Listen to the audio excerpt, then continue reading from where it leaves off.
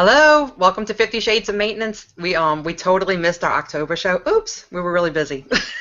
But we made the first week in November. So welcome to the show. We're back, fall season. I am Tanya O'Rourke, and hey guys, I'm a week and a half shy of my 4-year surgery. Wow. Yeah. Does it feel like 4 years? I feel like the last 2 years have gone by really, really quickly. Like I feel like the first 2 years took longer, but like the last 2 years, yeah, they seem to have flown by. So it doesn't feel like 4 years now. Oh, wow. Yeah, mine seems like it's gone by quite fast, too. I think I'll be 3 years in January. I was trying to figure out the weeks today. I think it was 177 and 78 weeks or something, but it's only like been 2 years and 3 months or something like that. The only thing that feels long about the time right now is that the maintenance gets harder and harder the further out you get. So, not to depress anybody, but Oh, I can totally see that. but You know, it's but yeah. So I named this part 1, by the way, because I think we're going to go back to a bi-weekly schedule. I Yeah. think that's what we discussed. So that's why it's part 1, part 2 for November. Because I realized as I was naming it in November, I'm like, wait, we were going to have a second November show. So part 1, part 2. So that's what that meant. That's how we know there's going to be 2 parts. So, now those of you we're that ask. obligated. We have to have 2 parts. Yes, we have to be careful now. Well, at least we know the second part will be in your new home. Yeah. It will be, yes. The big reveal. The big reveal. Be down in my dungeon with my good computer equipment. So I won't have this. I won't have to emulate NOLA Internet. Very good, very good. Yeah, so last time I saw you guys was in Tampa. Yes. In Florida. Yes. That feels like it was ages ago. Like It way does feel like too that. long. Like it was only like just under a month ago, but it feels like it was longer. We need to live closer. Yes. You know what's really bad? Well, I don't know. You can kind of see it. Maybe. I don't know. My suitcase is still sitting on the floor here in the living room from the show. I don't even have my suitcase in here, and I'm leaving again in 2 weeks. I had to unpack my suitcase, wash everything, then pack all my summer clothes into it, and pull my winter clothes back out because all of it was in storage because it's cold here now. So Yeah. mine's already packed. Well, we're going on a cruise, a family cruise, in 2 weeks, and so I told John last night, I'm like, oh, you know what? I could start packing now because I don't need all the bathing suits and everything. You know, I like to do things early, so he's like, No. whatever. No, You're not me. You're a planner? I did one of those Facebook quizzes today that said I was type A. I was like, oh, I didn't even have to shocker. take it. I didn't even have to take it. I'm like, I don't even have to take this quiz. I know where I land. I'm like, that's hilarious. But... Okay, That I is have something funny. I have to bring up. I've been waiting to bring up on the show. Okay. And I'm afraid I'm going to forget because that's what I usually do. And then I'll think about it after we finish the show. A few weeks ago, I had posted on Facebook about Perky Jerky. The stats changed. And that's like a staple food. So I want to put that out there to everybody in maintenance or who's been counting calories and counting macros, whatever, for a long time. You need to always read labels, even if it's something that you eat all the time, because that really shocked me. The protein went down, the calories went up, the fat went up, the protein went down, the sodium went up. Like anything bad that could happen with the stats is what happened. And so I contacted Perky Jerky and basically said, like, WTF, you know? I eat this every day, and I'm really surprised by the stat change. What happened? And they said that they changed their formula to make their product gluten-free so they can appeal to a bigger audience or whatever. And so and they're working to change the formula to bring the stats down and da-da-da. And I'm like, okay, it is what it is. But you know what I felt like about that? Why don't you leave the original as the original and then have a gluten? Yes. Why F up the stats on the thing that was working perfectly? Just do a gluten-free version. Look, I don't need your pretend disease fix. I need my high protein, low carb. Low carb. Yeah. No, you know what's funny is none of the MyFitnessPal stuff is updated for that either. Oh. I'm still reading the old stuff. It's so funny. I only looked at it because the packaging changed, like the marketing stuff, and I thought, oh, that looks different. And I flipped it over to see what the back looked like, and it caught my eye that the calories, and I'm like, oh, what? the calorie amount had changed. And then when I saw the calories were different, I looked at everything else, and I'm like, oh my god, like the sugar was way higher. Yes, I saw from that. Like 2, I think, to 7 grams of sugar per serving. So that's like 14 grams in a Grams of bag. sugar, exactly. I'm like, oh my god, that's like, no. Like, I still try and follow my Sturgeon's rules, which was like no more than 15 net carbs per meal. Yeah. And then sometimes I used to eat 2 bags of turkey jerky as a meal. Like if I was at work and I didn't bring anything, and yeah, it was like a quick thing. I'd eat 2 bags. That's 4 ounces of protein, and that was it. Yeah. But then that would be like almost 30 grams of carbs. Like, no. So I'm having to kind of extract that, not completely, because I really do still like it, but I'm really a lot more cautious with eating that. I just noticed here in the Seattle area that, and in the store, that Oberto is now making a turkey jerky. Oh, really? Yeah, I'll see if they have that information online and send it to you. If you think you might like it, I'll send you some, because they're local to Seattle. We had it here too, and I'm not thrilled with the taste, but I think it might be a good supplement. So you tried it? Yeah. Might be a good supplement to if turkey jerky is going to be that high. I mean, like I bought my whole week's supply by the time you told me that, Tanya, and I haven't replaced it since. So I'm like, oh man, I'm really bummed because the net carbs in Quest bars is a little high. The net carbs now in turkey jerky's high. The net carbs in Fit Frappe is a little high. I'm like, damn it, like what the hell? These are all my staple products, Well, and you know what? I'm almost out of my Quest bars, and I'm not planning on buying any more because I find there's something different about them. They don't taste the same as they used to, and it's really hard. And this is like a good maintenance thing. Like my maintenance routine every morning has always been like a cinnamon roll Quest bar for breakfast and a bag of turkey jerky for second breakfast. Yeah. So it's like those 2 staples just got like thrown out the window. So I've been trying to try different things to kind of make a new routine. And, I have things that I found that I like, but it's like when you've been doing that for almost 4 years, maybe 3 years, like that's really hard to break that routine. Yeah. So, yeah. It would be like if the Dannon Lighten Fits all of a sudden went up to like, 100 grams of sugar per cup. You're like, right. Come on, man, that's my breakfast every day. Right. I take that. I take a scoop of the protein powder and mix it in, make it like a mousse, and I eat it, and it's great. And it fills me up, and it keeps me full till 10 o'clock. And then I have my turkey jerky, and then I wait till 12, and I have my lean protein, and then I wait till 2:30 after I work out, and I have my Quest bar, and like all these things are like, I'm looking at my stats, and I'm like, these aren't looking so good anymore, Right. And I'm maintaining, I got 222, 223, I'm like, not losing anymore, like what the hell, like what's going on? So yeah. So that's good advice, Tanya. Read the stats. Is it bad? I don't look at the only stat I look at on anything, and this is the God honest truth, is I look at just the protein only. I don't look at the calories. I don't look at the carbs. I don't look at. I really the only kind of thing that I still do that's very weight loss surgery patient-esque when it comes to reading labels is I'm just like honing in on the protein, and if it's not in the double digits, normally I don't eat it. I mean, or at least it's not something I would eat regularly. But I've just been getting like regular power bars, like 5 for $5, $1 each, whatever. Yeah. Trying all these different flavors because Eric, with him also being in clinical rotation, sometimes they don't get to stop to eat. Right. So I've been buying like tons of they're essentially meal replacement bars. Yeah. They are. Because they're not low in calories. They range between like 180 and 220 calories each. So that's not considered low, right? I mean, that's for a 180, 190.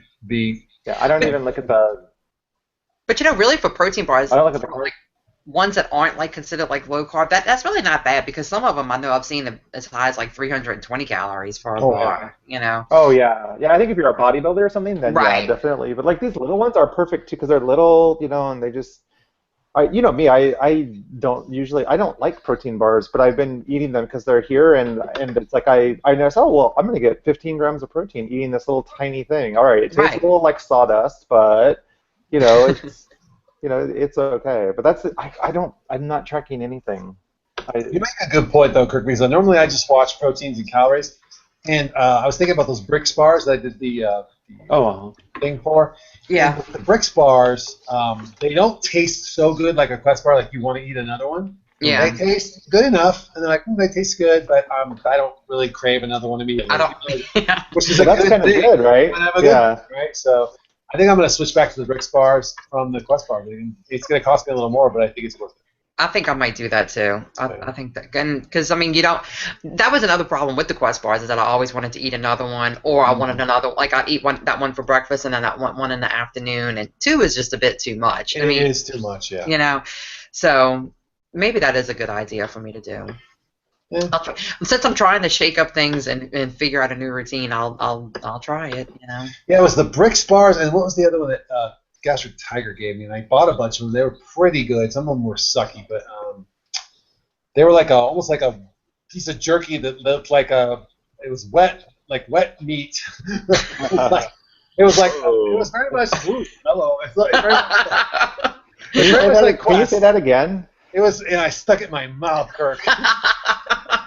Wet meat. You need to excuse me for a moment. I'll be right back. So, no, what the hell was it called? God damn it. No, is Scott watching? Scott needs to put it in the comments on the 50 Shades page. 50 Shades page, please. But it was, it was like bison, and they had beef, and they had all kinds of really weird ones. That some tasted good, some tasted bad, like really bad. But they were for the most. That's the thing with trying the new things. You take a risk. Like I'm sacrificing calories to try something new. Yeah. If it doesn't taste good, I'm gonna be really pissed off. Right, exactly. Well, I noticed at the grocery store, pretty much every week, each one of the bars will go on sale. Like they take turns going on sale for $1 each. So that's when I'm like, all right, whichever ones are $1 are the ones that we're having this week, and then we try. Eric's like, don't get anything else with peanut butter flavored, which is great because I like the peanut butter stuff. So. Oh, me too. Yeah. Only get the peanut butter ones for me. Yeah. Epic. They're called Epic bars, by the way. Epic. So, wet meat that put it in your mouth. Of course, it's epic. It's epic. Epic. Wet meat in your mouth. It's going to be epic. So. Did we? I don't know if this was a question, but did we want to talk about at all about how our Halloweens went in terms of being around so much candy and stuff? That's good. I like that. I mean, I think it's a maintenance topic, right? Is this confession time? Well, it can be. I mean, I'm bringing it up because I'm actually kind of proud of myself. Because, I'm not a big candy person to begin with, but I started turning into one. Like, if it was around, I would eat it, and candy, and then I went through my whole Rice Krispie treat phase where I could eat like 12 of them in a period of an hour, and I'm like, what the hell is that about? Yeah. So yeah, we don't have those in the house anymore. But I ended up, the Halloween party we had at work, there was candy everywhere. I had like the turkey pinwheels and a few things. I'm like, I was so shocked that I was not tempted at all to have any candy. And then finally tonight, I was like, feeling like I needed something a little sweet. And here's where I get my satisfaction is I don't necessarily have to eat the candy, but I love buying it the day after Halloween, and it's all marked down like crazy. Because you're a bargain shopper. I'm a bargain shopper, so it's like that's the high for me. It's not eating the candy. So I know that Eric's going to Boise on Saturday. So I'm sending him with 3 bags of candy. So. Well, that's sweet.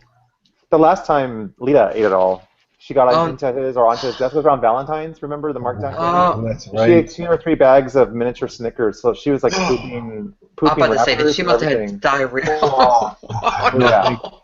Yeah. Oh no. How did your Halloweens go? This time.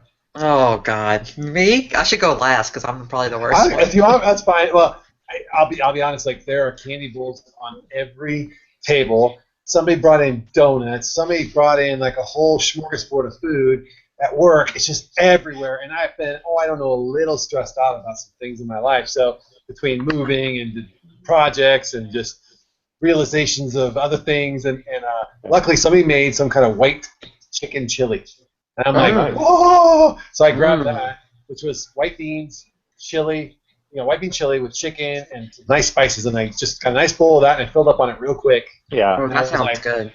I was like, I pushed myself almost to like that feeling.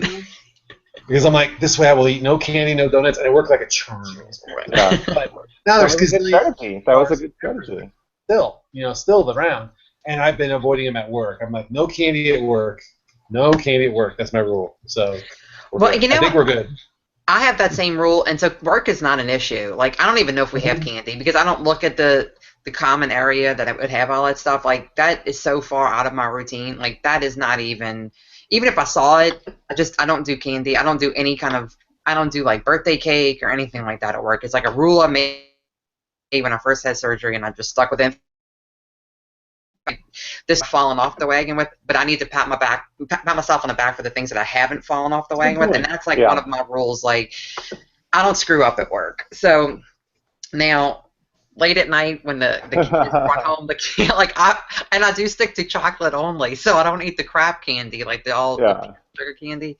But I ate like little Snicker bars and little Hershey bars, but it's all basically gone now. So I think the trick with that is, and I'm just going to give, well, I don't know if it worked for you, Tanya, but it works for me. But like, if I'm going to, and I've said this before, but this I just remind folks who maybe are new, but if I'm going to have candy, then I'm going to go get really good candy. If I'm going to have a hamburger, I'm going to go get a really good hamburger. So I will drive over to See's Candy and get 3 pieces of candy from the cabinet, and they will be the most decadent things. They're so rich, you can't eat more than 3 anyway. You would be sick. Right. 3 is even pushing your luck. And I will eat those, and then I will allow myself that if I'm really making the decision, like I'm really craving candy, I'm going to do it. Because I have to drive there, I have to buy it, I have to eat it, and I have to drive back. You know what I'm saying? Like, there's a process to it. And then I find that I don't like the cheap, crappy Hershey's and Snickers and all that as much, so why waste the calories on it? You know what I'm saying? Yeah. I'm going to waste the calories, let's go get the best. Let's just be the best, you know? So. Unfortunately, I still like it, but my key is not to have it in the house, and so like normally I don't have it in the house, but like I don't eat like the Starburst and the hard candies. Like the hard candies and all that sugary kind of things. I don't eat any of that. Where before I probably just because it was there, I would have eaten things just like just to get rid of stuff because I like to. I like to clean things. Like I like to. One of my things is I like to throw things away. Like finish something. Like I really get enjoyment out of finishing like a box of something or like a carton of milk, and you get to throw something away like it's completed. I get like a personal satisfaction out of that. So I think it's the same way with the candy. Like I need to deplete it and get rid of it so we can put all that stuff away. So I know people will be surprised I suffer from the same condition, but if you have a box of Oreos, you know how they have rows? Yeah. Yes. If the rows are not even, I will eat the uneven part of the rows to even because it's going to bug you. I'm not hungry. I just want to even the row. And I can just easily pick them up and throw them in the trash, but I don't do that. I eat them. So. Because those other Oreos are so lonely in the package. They have all those other guys that are hanging out together, and those 2 are just stuck by themselves. It's depressing. And I will reorder the rows. Even if there's like one full row on the right and the middle one's depleted and the full one on the left, I will move them around until they equal. Yes. I am not right, but I know that. You need help. You need help. But that's cool. I mean, we had just a little bit of variety of experiences, which is good. I think that's helpful for folks. Yeah. It's important, Tanya, you had the candy, and it didn't crash into your world of now eating 16-pound burritos and 14 cakes. It just was like, oh, you had the candy, now you're done. No, but it did make me realize is that chocolate's probably a trigger food. It's something that I can't say no to. So it's something that I have to say no to. Like I can't bring it in the house. But it's self-awareness. Can they hide it? Can they at least maybe hide it? And then... They hid some in her lunch bag. Right, exactly. Oh, like, okay, so today I was like, okay, I'm not eating any chocolate at all today. I ate one Hershey bar last night, one of the little ones, and I'm like, that's it. I'm not having any more. And then the kids put that stuff in my lunch bag today. And it kind of made me think it's like passing down that loving you with food thing that, I know I do it, and my grandma did it to me, and now the kids are doing it to me. Yeah.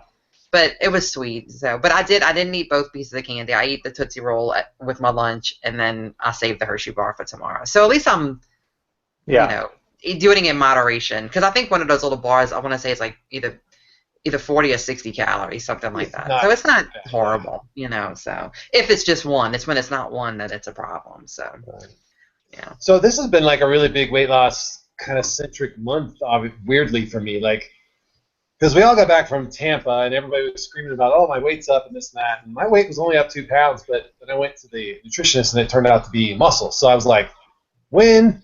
Yeah, Good. right. But no complaints. I'm cool with the 2 pounds. I mean, I'd still like to see the number come down, but it's irrelevant as well as it's good. So I'm going somewhere with this story. Maybe a little long. I promise I'll be brief as I can be. So, but I've been starting to miss workouts because I've got like signings and I've got big things at work that projects are going off, and then I'm beating myself up about missing workouts. And so I'm like, okay, if you can't work out, you really got to watch the food. So I'm really watching the food.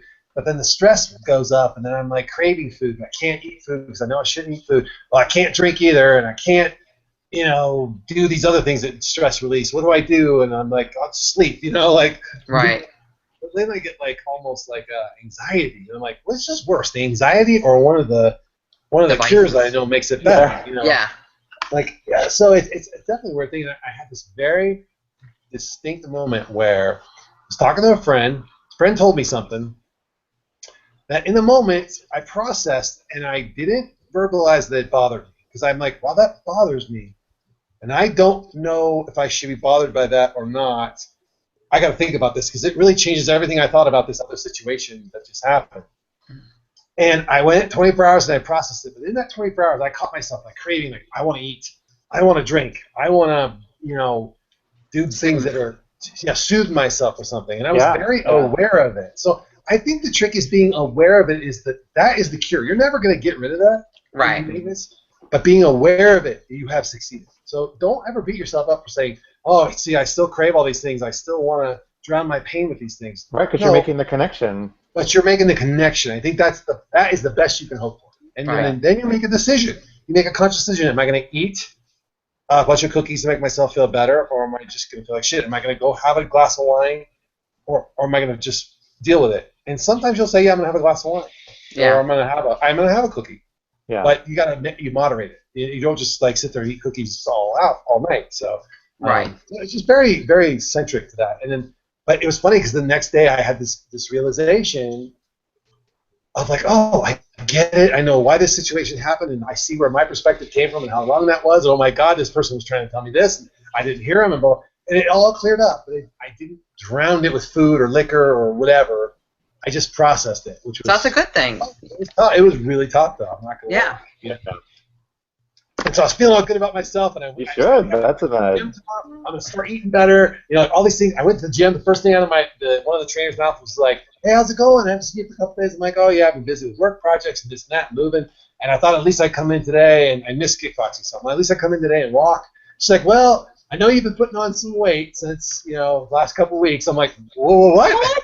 How did you? So you can see that? You can see that I've gained weight? Like, I mean, I didn't say that, but I'm thinking it, right?" Right. And it immediately tore me right back down to the bottom. Like, I'm craving food again. Like, what the hell is that? What the hell? I'm sure she said that out of a motivational thing, like, hey, I haven't seen you in class and you should come, and you don't want to go back to where you were, kind of thing. But she didn't have that mentality of, fat kid mentality. So. Oh, I definitely would have been like, what? Oh my she doesn't. I would have slapped the bitch. She doesn't mean it maliciously. I've known her a long time, but it really caught me. Like, it kicked me when I was like totally defenses down. Like, oh. Well, I just saw you recently, and I thought you looked great. I thought so too. Thank you. No, thank you. And as a matter of fact, I was actually IMing Mel, saying, I'm like, hey, guess what I just heard? And she's like, what? I was like, I don't think so. I just saw you. If you had gained weight, I hadn't seen you in a year. I'd know. Right. Trust me. So I'm like, that's true. Kirk and Ty hadn't seen me in a while either, and they didn't say anything. So I think I'm good. Yeah. No, I thought you looked great. Thank you. Happy and healthy, and well, I mean, of course you were around us, so you were happy. Right. I was very happy. That was well, clearly from the Thursday night pictures alone.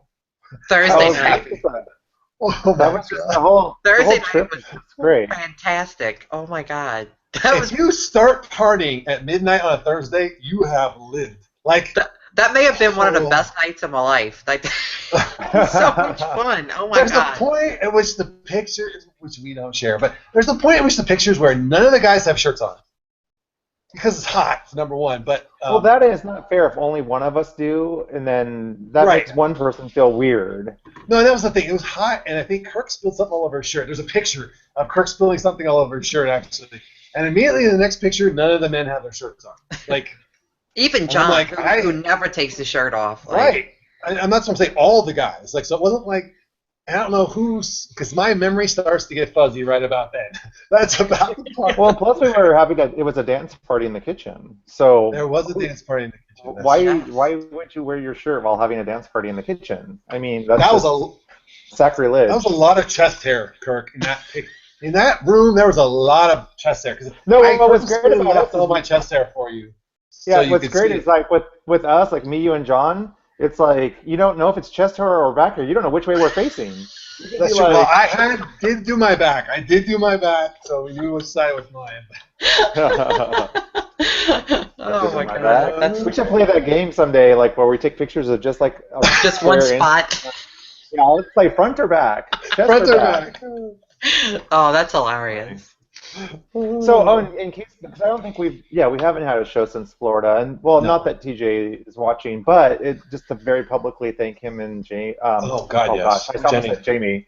said Jenny. It's for everything that they did and all of the thought. I mean, all the time and effort and planning that went into making his birthday weekend fun for not only him but for his guests, including like the gift bags and just every little detail. Just like she did a fantastic job, and TJ was just an amazing host. Even though crowds aren't his thing, groups aren't his things, he did a great job. So yeah, it was a fantastic time. I mean, it was over the top more than we could expect, I think. Oh, yeah, hands down. he's like set the bar now, really, for like. Really. I'm like, When wow. we do things, it's like, And how great were his... Remember that time we were on the island and we were kayaking for free? Right. You know. And how great were his other friends whom we never interacted Oh with? my god, I know. So They all were totally cool, all of them. Yeah. And by far, and such diverse backgrounds. We had an Irishman. We had, we had Army people there. We had masseuse there. I mean, just crazy backgrounds of interesting people, and like everybody, like nobody really, like everybody's having these interesting conversations. Nobody's offended by different positions. It was awesome. Right. Hands down. Yeah. And like people kind of 16 floated between people, groups, and we all floated between groups. Like I was It talking to his son. I mean, Jake is a great dude. He's a great dude. He's a great guy. Yeah. And it was just a great time, all in all. Yeah. So thank you, TJ. Even though we know you're not watching, wink, wink. All right, so I guess we should get. It'll get back to him. Yeah. Are there questions? Yeah, we have questions. Okay, so I don't know where we should start. Well, I'll do one real quick one. Jim Haney says, "Y'all finally figured out Quest bars suck. Your taste is finally normalized." That's not true. Tanya and I like them too much. Is the problem? Right, that's the I problem. like 5 a day. No problem. Well, he was teasing me. He said, "Oh, it must make you shit yourself." I'm like, I truly does not have that effect on me. Like that does not happen to me at all. So that if it did, maybe that would have deterred me. I don't know, but it did not. So, all right, let's see. Okay, I'm gonna start with the first question that we got, which was like right after I posted the post yesterday. Yes. Okay, so Marcy Gill asked, "Did the three of you experience a hating phase of WLS? Around my 1.5 year out mark, I went through a period I wasn't tolerant of anything or anyone. The fact most people were breathing unnerved me. Thankfully, I'm a happier season these days." So Kirk, did you go through a hating phase where people got on your nerves just in general? No, but that phase that was kind of like I didn't like was the phase right after weight loss surgery where you have spidey senses with smell. Like you could be on an elevator and smell somebody's breath. Yeah. Like things that you haven't noticed before. Like you I remember smell things. I didn't like that. Waking up from surgery, my dad wears a lot of cologne. Like normally it's not obnoxious, but I made him leave the room after I woke up from surgery. I'm like, I cannot take the smell.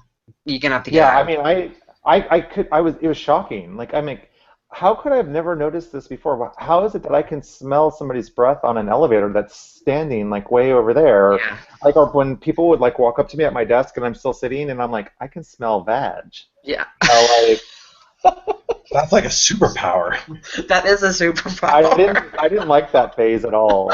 Like I can see why. That was not a good phase. I agree. No. But from an emotional standpoint, I don't think I haven't had that particular thing where I was irritable. I don't think this is going to come across really shitty, and I don't mean for it to, but I don't think I ever had the phase where I just couldn't stand anybody, but I really got to a point for a very short time, and TJ and I actually talked about this, where I would see other overweight people perpetuating all of the stereotypical stuff, Mm-hmm. and it would still upset me because I still felt like I was part of that group, even though I wasn't, and I couldn't say anything because I wasn't.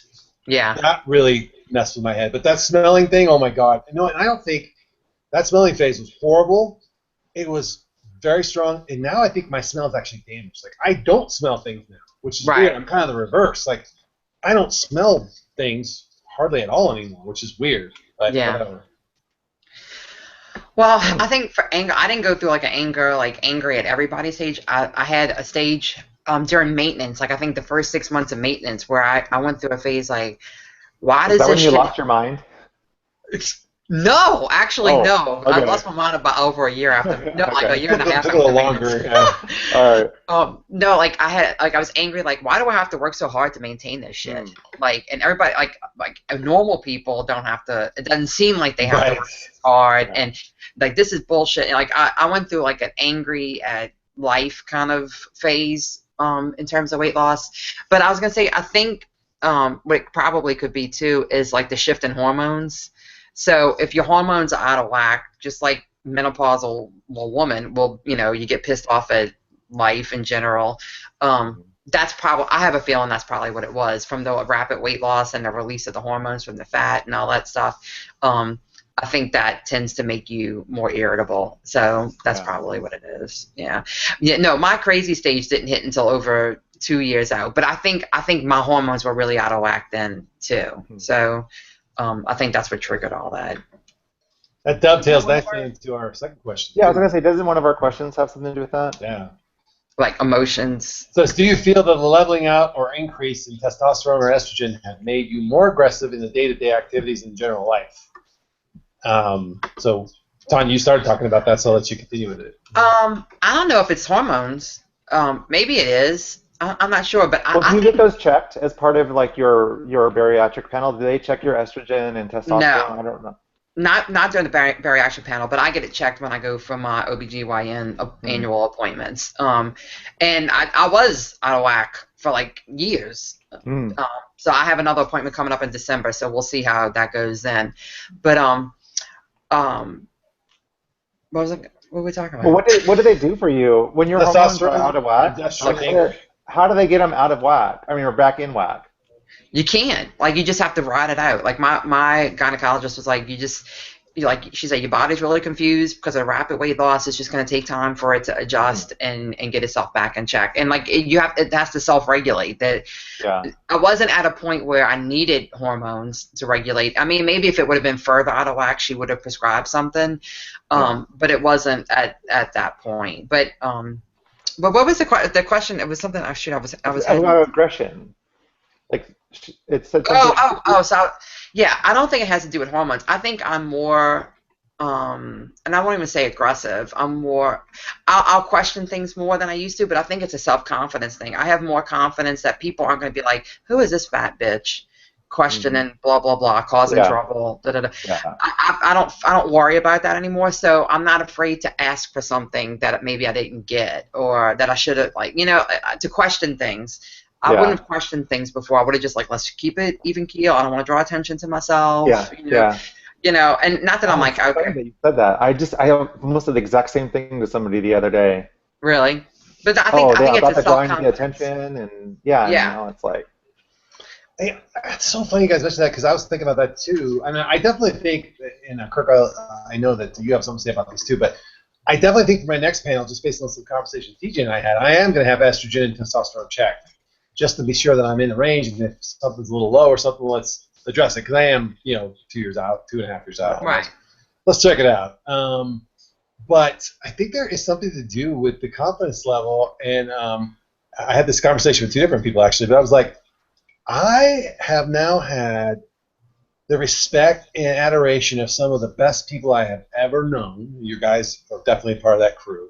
Like, I am not going to put up with your bullshit. Like, I'm just not. I have been loved by the best people I have ever met for just being me. So I am not going to take your secondhand bullshit anymore Right. and I'm not going to let you get away with it. And I do think I push back more on people because I'm not worried about being liked. I don't care. If you don't like me, I'll go to the people that I really matter that like me. They like me right now. I get on a plane and go be with those people, and they will make me feel loved and happy and the whole bit. If you don't like me, you can eat a bag of genitals and have a nice life. Right. Ooh, that sounds yummy. Depends on the genitals, Kirk. You have to be careful. Yeah, that's true. But yeah, I don't know if it really has to do with hormones or if it has to do with just general confidence gained over the time of losing the weight, and you just gain confidence, you know? I think that's what it is. Pre-weight loss surgery, I was exhibiting a lot of signs of low testosterone, so I went and actually had lab work done because I was feeling the fatigue and depression and whatever. It had nothing to do with the fact that I was, you know, almost 200 pounds overweight, right? I was tired because of something else was out of whack. But I did have testing done, and I didn't fall into the actual low category, but I was on the really, really lowest form of normal you could possibly be. Yeah, so, that is from the weight. That is from the weight.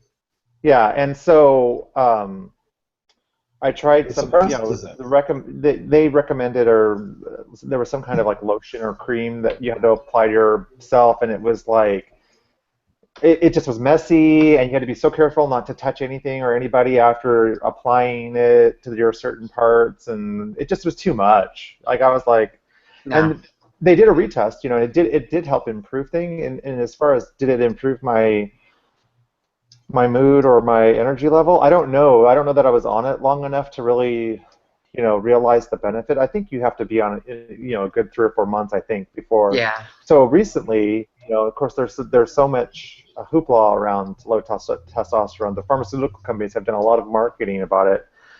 You know, now that they've got everyone Viagra'd up, now it's time to get them horny again. So there's a lot of stuff going around about low testosterone. So I went recently to a clinic and I've had some blood work done to see where I'm at now that I've leveled off in terms of weight loss. So that there are, you know, so if there was anything wildly being released or whatever during the losing phase, I've maintained now for, you know, almost 2 years. So I would be interested to see where it is, because I don't think that I have the fatigue or anything, but I still, when you go down the checklist, I still have some of those things, so I want to rule it out. And then I noticed on my my bariatric paperwork that I get from my clinic, my lab work, it doesn't always test testosterone, but it looked like at this particular one, so it must be like the annual one as opposed to the semi-annual or whatever. Right. It was on the list, so I'll know soon, you know, what the outcome is and what the proposed treatment is, and I'm willing to share that information with folks. You know, it's not. Yeah, I'll do the same, because I think that, you know, as you get older as a man, I mean, that actually will drop off. Testosterone will drop off a little bit, but because now I am, you know, healthy and fit and can build muscle, and I do want to just improve my body for me. That's an important part of it. Testosterone is an important part of that for a man to be able to do that, especially as you're older. I don't want to juice, but I mean, like, if it's low, I want it just to be at a normal, you know, I know you're kidding, but I want it to be at a normal level so I can continue to make those positive gains that make me feel good about myself and be the best me I can be from now till, you know, my late 50s, and then hopefully that'll carry me through my 70s and 80s, you know, like, I'm not going to stop working out, but I know I can't recover. If I'm having a hard time recovering at 44, I'm going to have a hell of a time recovering at 64, right? So I have realistic expectations, but bulk up now and then maintain it as long as I can, and hopefully that gives me a better quality of life later. So yeah, for me, it's just knowledge is power. It's like just kind of go in and. What I was thinking when you were talking, Kirk, was what's nice is that whatever the levels come out to be, you know, it's because of your body chemistry. It has nothing to do with your weight. Yeah. You know, so many times. And I'm totally. Health professionals kind of write it off, you know, that, you have a weight problem, so lose weight and then everything will fix itself. But that may not always be the case. So. Yeah. And I'll be totally fine, too, if it comes back and it's normal and they recommend, you know, the place that I went seems very legitimate in terms of being clinically responsible. It's definitely not a churn and burn money-making kind of scam. I'll be fine with that. You know, I just want to make sure I'm not overlooking something, because we do have hormonal changes and things happen as we release the weight. So I want to see. I want to see. So it'll just be interesting. But Yeah. I don't feel like at any point during any part of the hormone changes of weight loss did I feel any more or less aggressive, any more or less irritated with anything. I definitely did have moments during the weight loss where, as the free testosterone was being released from fat cells, that I felt more hungry. Let's put it that way, and I don't mean for food. There was a period there, and I know a lot of the guys did. They did too. So I think there is something to it. But I think once you level off, like Tanya said, things kind of normalize. I mean, if I go in and have my testosterone checked, they're like, "Sorry, you're just old, asshole." You know, like Right. sorry, Yeah. that's where I said, That's okay. fine. Yeah. At least Yeah, I'm just right. old. I'm not fat and old I'm just anymore. old, right? Fat and old. Sorry, that's the normal level for a 44-year-old dude. Get over it. Like, you're not 22 anymore. Okay, I can live with that. So, we'll see. Yeah, I'll just make myself feel better if it's like, if they say, oh, it's not that, I'll just go get some Botox. That'll make me feel better. Botox and due. Viagra. You're good to go. Yeah, I need some Bo. I just have to figure out how to make the time to go do it. I still haven't tried it. I might even try. This isn't even on the topic, but I might even try getting the fat injections in my cheeks. So like where they take fat from you someplace else and then they squirt it in your. But you're Face not worried texture? about changing the shape of your face by doing that? Like that Well, doesn't no, because like I like it when I like it when I'm smiling. Like I like my pictures when I'm smiling, and I like how when I go get the IPL, the photo yeah. Yeah. laser, and how I swell for like a day, and I think I look Right. so great that day because it's like it You're fills swollen. in like all the The fine lines. Yeah. yeah. So I'm just like I mean I just look to me I look healthy. Like I look.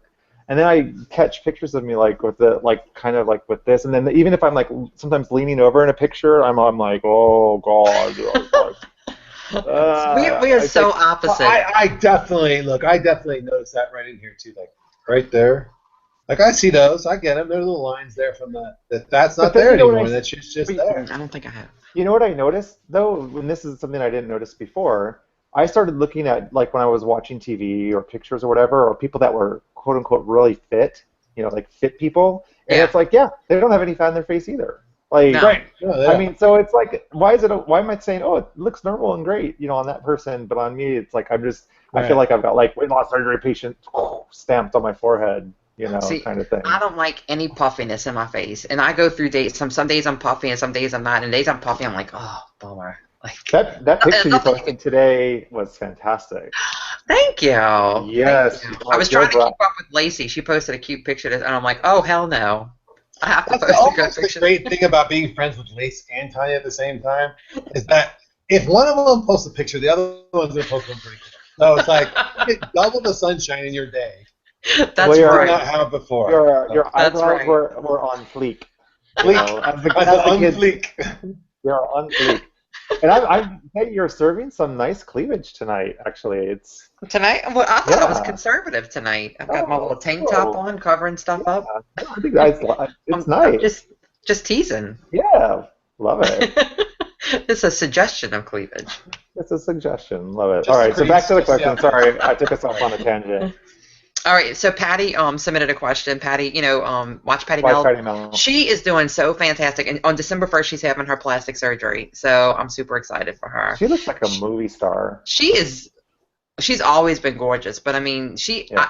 lately, like I've been watching all her videos that she's been posting lately, and she's like so self-confident and comfortable in her skin, and I adore Patty. Yeah. So. Yeah.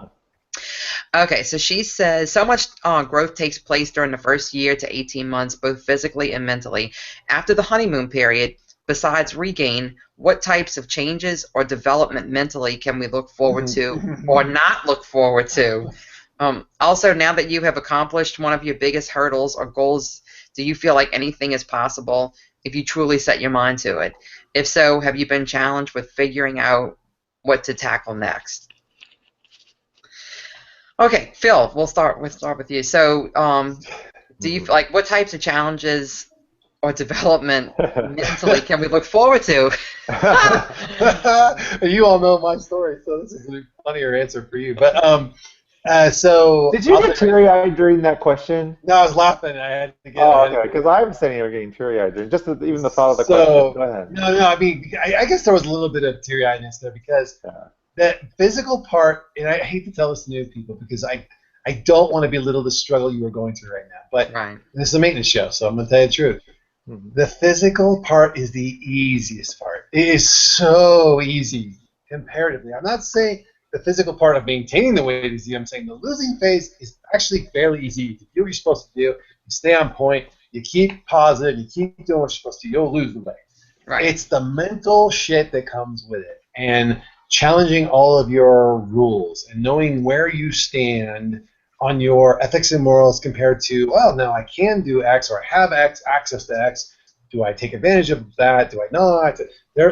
I had early last year, early this year even, I had a very much a crazy period, and I think Tanya will attest, and many others who were there.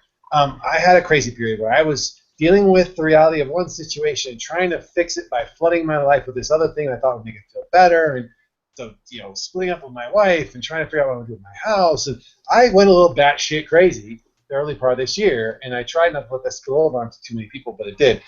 You will have those things, and it's you against you at that point. It doesn't matter what other people think of you. It doesn't matter how other people see you. It's still going to be you seeing yourself as fat, you seeing yourself as the fat kid still, and having to slowly come to realizations that, like we said today, like, I have people, and this is me now at the end of the year, saying, I have the best people in my life that love me the way I am. Right. So I need to try and always remember that I can get on a plane and go see Tanya or Kirk or Mel or TJ or whomever, people who really, really love me for me, the way I am. Right. 5 pounds heavier, 10 pounds lower. It doesn't matter. Well, and who I am, who I've become. So knowing I have that, it makes a big difference. It does mess with you for a while though before you get that down. Right. Like, I think too, like the losing part, like the first 18 months, it's you feel like it's easier because you're in control. It's all about you.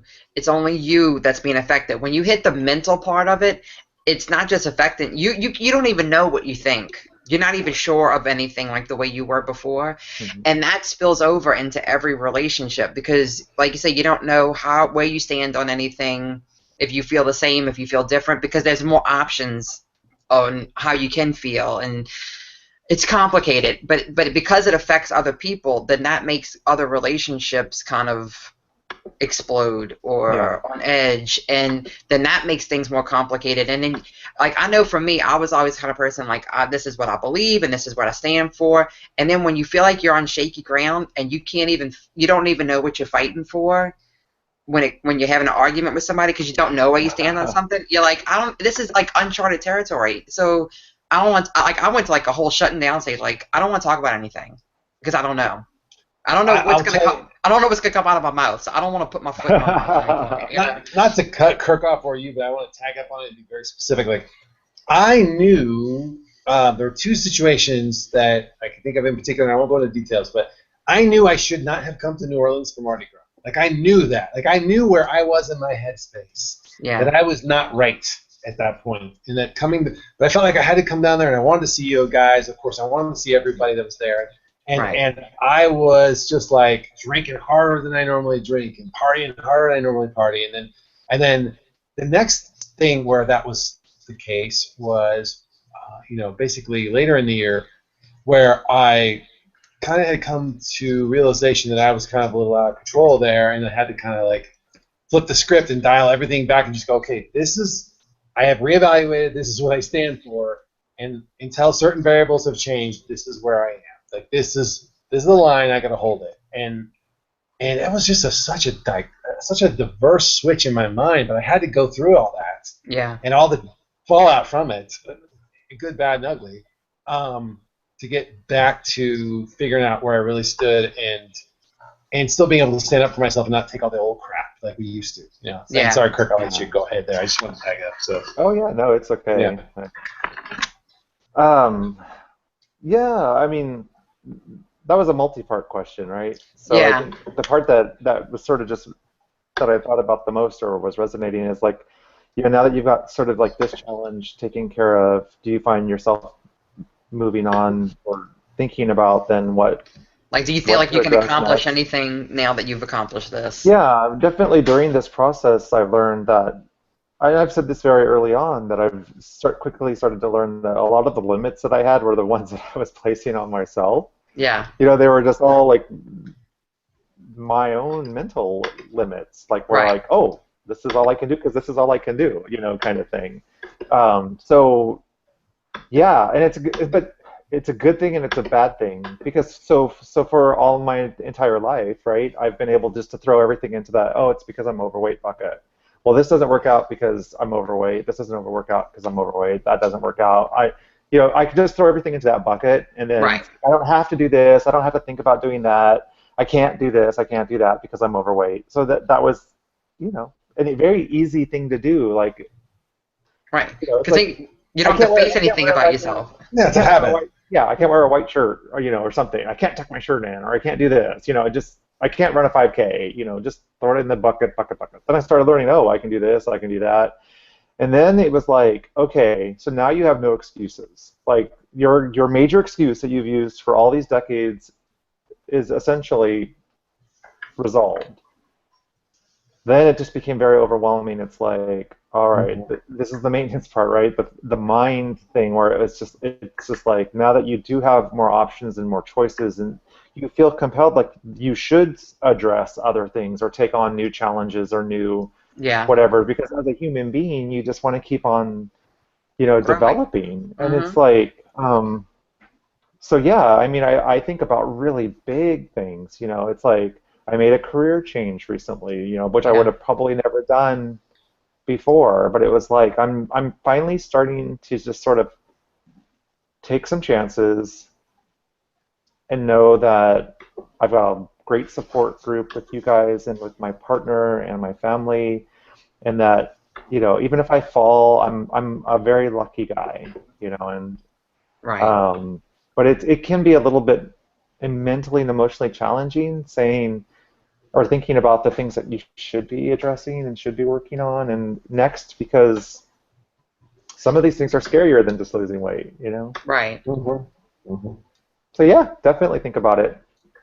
And I think it depends on like where you are in life too, because I know a lot of people who I've seen over the years, it gives them the confidence to like make career change, like complete career changes, you know, not just job, but like completely change what they're doing. And like that was never a thing for me. I was always happy with the career path that I took, so that wasn't a thing. But it can when you maybe you took a career path that you took the second choice because you didn't think you were good enough or capable of doing number one because of your weight.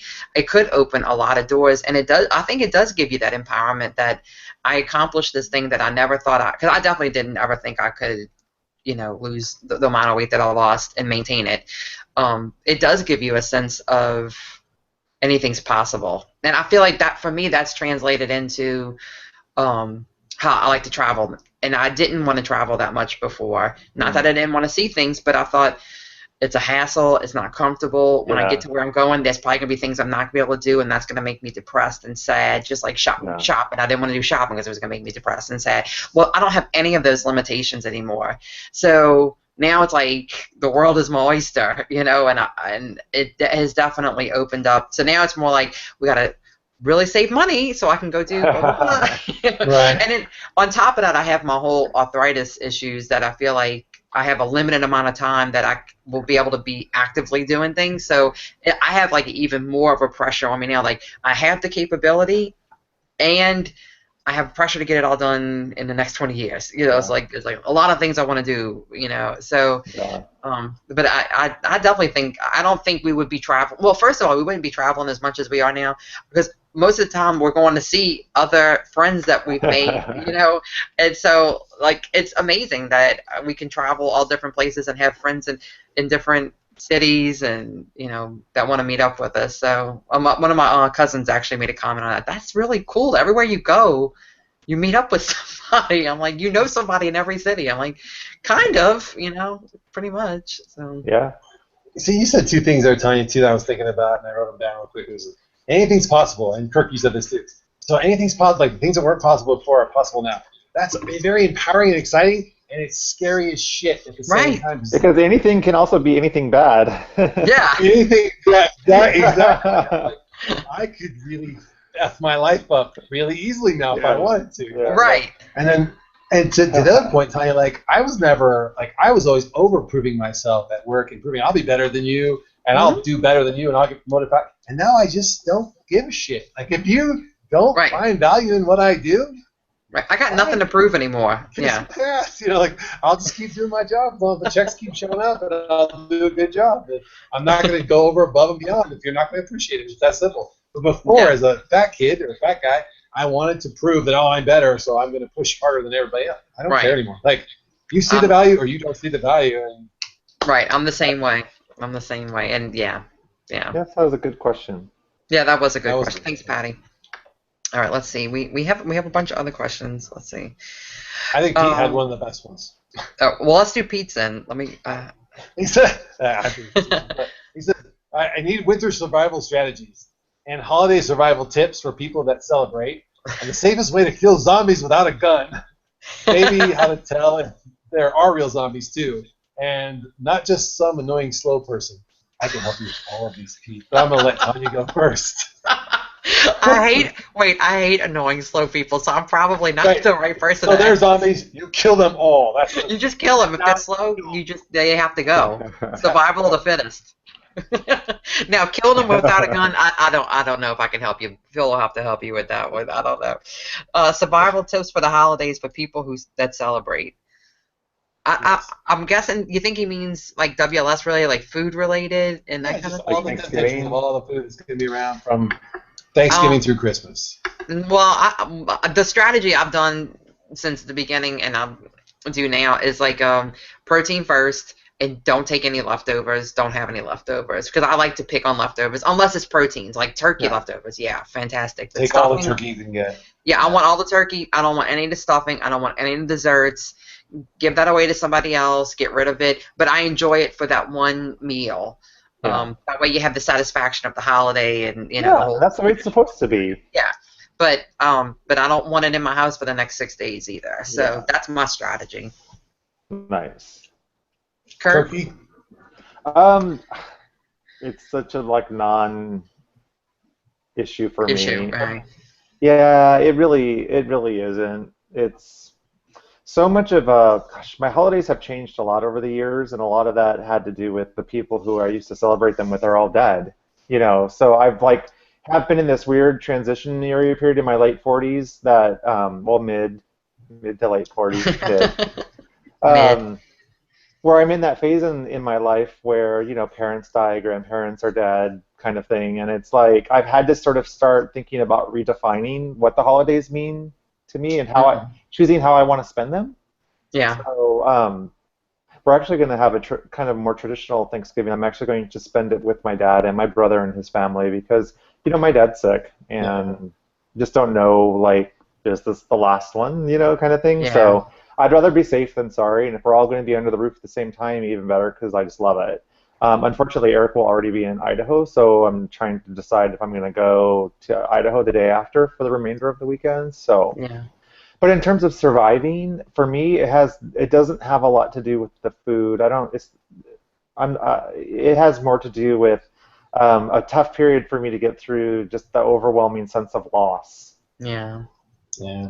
Yeah, but I really tried to focus on what I've gained, or that. So instead of early on really focusing on the loss, I focus on a little bit of an excitement and curiosity in seeing how I end up redefining these. But I've gone through several years now where Christmas doesn't feel like Christmas, Thanksgiving doesn't feel like Thanksgiving.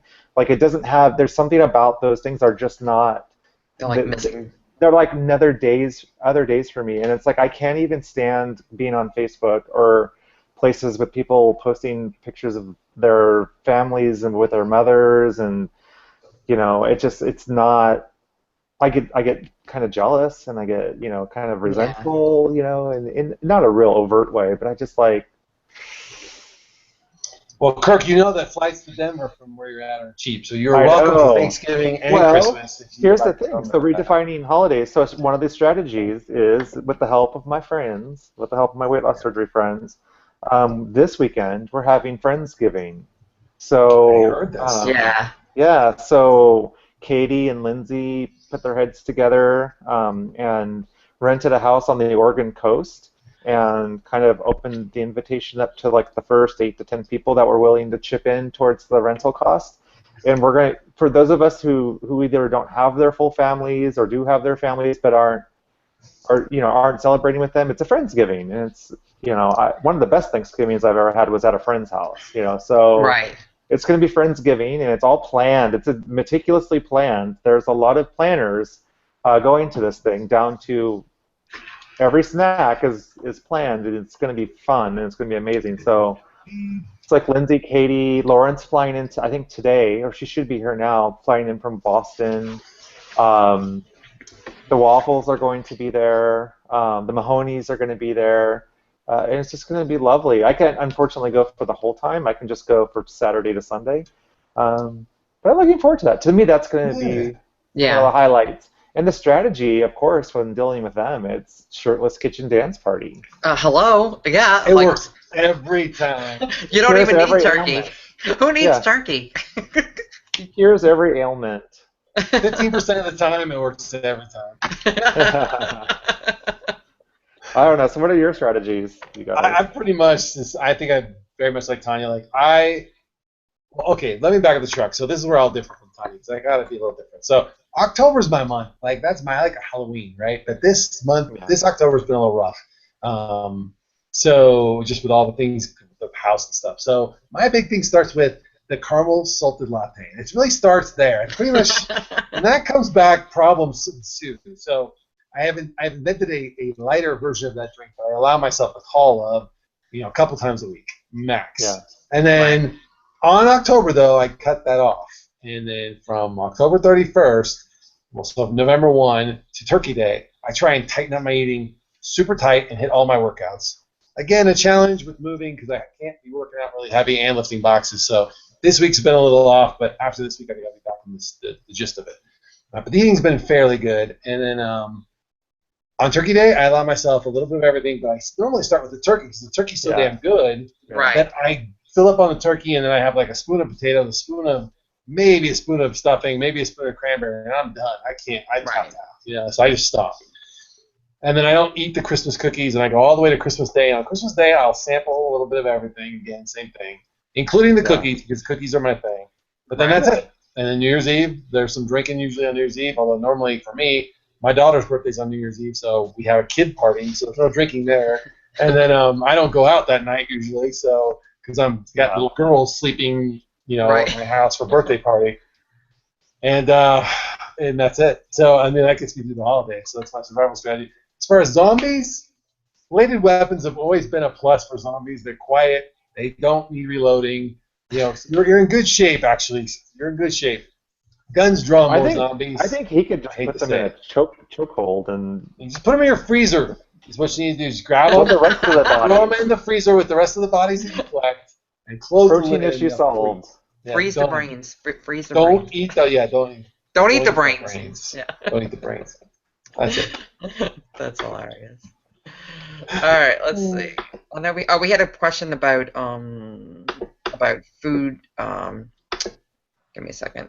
Okay, so food ideas. What to pack for lunch? What to make for dinner? What about if you're short on time? I know that Phil and I are going to say the same thing. When you eat the same shit over and over and over again, it's really easy. It's already purchased. Your breakfast and lunch is. I eat the same shit over and over, so that's not even an issue. Doesn't even faze me for a second either. Just be boring and don't even try. Now, my dinner ideas, I like to grill a lot of things on Sunday. So I'll grill hamburgers and sausage and chicken. So that way we have lots of leftovers during the week. So when we have activities at night, all we got to do is come home and warm things up. So grilling, that's my tip for having things on hand. I'll tag up for your weekends and when you're shopping. Even if you're not a big griller, grab the pre-made turkey or chicken kielbasa-style sausages. Mm-hmm. Cut it into thirds because that's basically 2 serving sizes, 4 ounces. Mm-hmm. Throw it in Ziploc bags, and you never have an excuse not to grab a Ziploc bag. Now, if you forget to grab the Ziploc bag, and you got to go to the cafeteria at work or something, I'll get a bowl of soup or a bowl of chili. something that's going to fill me up at a very small amount.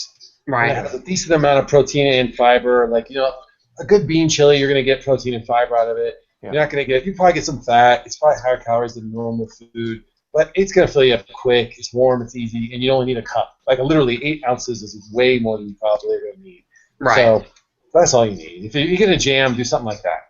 It'll fill you up, and you will not crave other stuff. It's Right.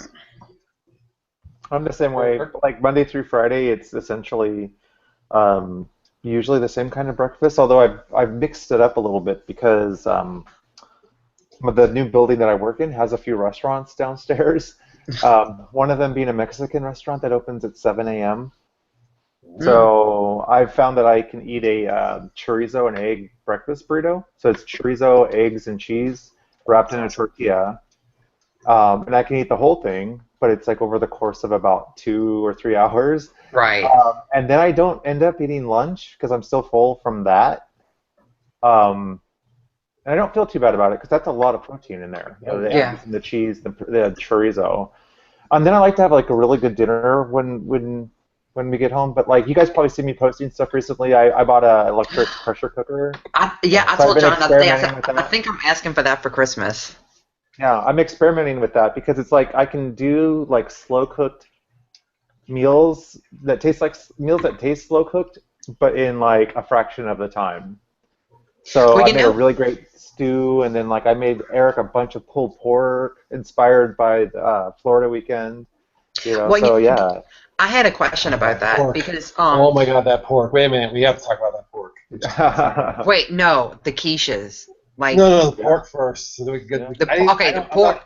I ate a lot of pork. Like oh my God, everything tasted good. Taco night. Oh my God. Taco night because it was the great. pork. TJ has a smoker, and he cooks pork. It was so good. You know those big aluminum crushable pans that you can just they're portable, they're throwaway pans. Yeah. He filled it with pork, and I think I ate pork every meal of every day for at least the first 2 to 3 days. Yeah. Well, and you know what's funny about that? Like we like seriously ate a lot of pork that night, and it's still like it was as if we never touched it. It was still like that was like the quiches too. The quiches, it's like didn't we eat 5 of these already? How are there 10 more? Oh and they my were God. all different. They were all different kinds. But so here's the funny thing. Talk about us being boring regiment or kind of routine. Yeah. So when we went to Walmart, I don't know if you remember this, but when we went to Walmart to buy bug spray, I got Greek yogurts. It's like I gotta have my Greek yogurt for breakfast. Here are these quiches, and there's pork, and there's cheesecakes, and everything is laid out. It's like, but I really gotta have my Dannon Light and Fit Greek yogurt. Right. That's my morning routine, and that's what makes me like feel good. With my chaser of Pedialyte. We brought back so much food. I can't even. Yeah. We had full of food that we brought back. Like Jenny in TJ's fridge was so full, I could barely get things in and out of it. Where Mel and I made, for those who didn't see, Mel and I made Aussie sausage rolls versus Phil's version of sausage rolls because I was in Australia. I loved them, so I tried to figure out how to make them, and I came up with a recipe that was similar, but something was missing, and so we had a bake-off one night. It was kind of fun, and we left them with like 2 full things of sausage rolls for them to freeze. And cook I love sausage rolls. It was so full, I couldn't even get anything else in their fridge. There was still stuff in the coolers on the deck when I left. I'm certain I actually lost weight that weekend from hauling the food down the stairs and then back up the stairs when we got back. That's so true. It was like 100 degrees and hot, and we're carrying all this stuff up and down. Oh, so Kirk, I was going to ask you about that cooker, that instant cooker. Yeah. Okay, so I have a problem with like cooking meat in a slow cooker. The texture of it, ever since I had surgery, it doesn't set well with me. Like if I do chicken or roast, like it, I don't know if it's like almost like a mushy texture, but it gets stuck and I can't eat it. So with the instant cooker, is it the same kind of texture, or is it more like when you like cook a pot roast on the stove for like 2 or 3 hours? So it can be either or, and this is where you can experiment with the amount of time that you leave it in. And there's you can get lost in this whole world of pressure cooking. There's so many people out there that are really into it. Yeah. And part of it has to do with even releasing the steam. Like, do you do a quick release on the steam, or do you let it come back down to pressure naturally? Can affect the meat texture. So it Okay. really depends on what your preference is, and then you can adjust either the length of time that you're pressure cooking it or the way in which you release the steam will affect it. So for pulled pork, that was just falling off the bone, easy to shred, tender as hell. Like I Yeah. mean, Eric just gobbled it up, and it was really good. I'm not a big shredded meat. I don't like the texture of shredded anything. Shredded Yeah. chicken, shredded meat. Oh, I love I that. didn't used to like pot roast because it was also kind of in that family of stringy meat to me. Like when you Yeah. bite into it, it's stringy. Um, I do like pot roast though a little bit more now because I just have an appreciation for beef with vegetables. Yeah. Um, so this stew that I made the other night, I It looks so probably good. would. I'm gonna cook it less next time because I like my vegetables a little less done than what they were. Yeah. The meat maybe a little bit less done than what I were. So I know if I adjust it, it'll be. But the meat's tender. The vegetables are great, and with the pressure, just infuses the flavor of everything into everything. And like I had this particular one that I've been using has a braising feature or a saute feature that you can set Yeah. on high, so you can actually brown the meat in the same That's what cooker I Mm. like. and Yeah. then switch it over to the other thing. So like I deglazed it with some chicken stock and wine and got all that good stuff up, Yes. and I I pressed like and threw that. some. I like the idea of that more than the crock pot kind Yeah. of thing. Yeah, so the fact that I could brown in the same pan. Now you can't do a lot of browning at the same time. You might have to do it in batches if you don't want to do Yeah. something. But so yeah, it's fun, and it made perfect rice. I made that Mongolian beef. I didn't make the I didn't make the Mongolian beef in the pressure cooker, and it's definitely not a weight loss surgery patient losing phase friendly thing. 'Cause did I send you the recipe, or did you ask Yeah. me and I sent you the I link to ask the you. video? Yeah. I mean, you're deep frying the meat first in oil, and then Right. you are essentially adding a sauce that is all sodium and brown And sugar. sugar. Yeah. Yeah, but but you It's don't have to eat So, delicious. that much of it, right? I mean, you Right. you Because it's if you're rich. I'm eating the assuming it's meat, rich. Yeah. it's so rich that and with the meat, you get full very quickly. In fact, for me, and Eric even mentioned it, he was like, oh, we need a vegetable to go with this because I just did the meat and the rice.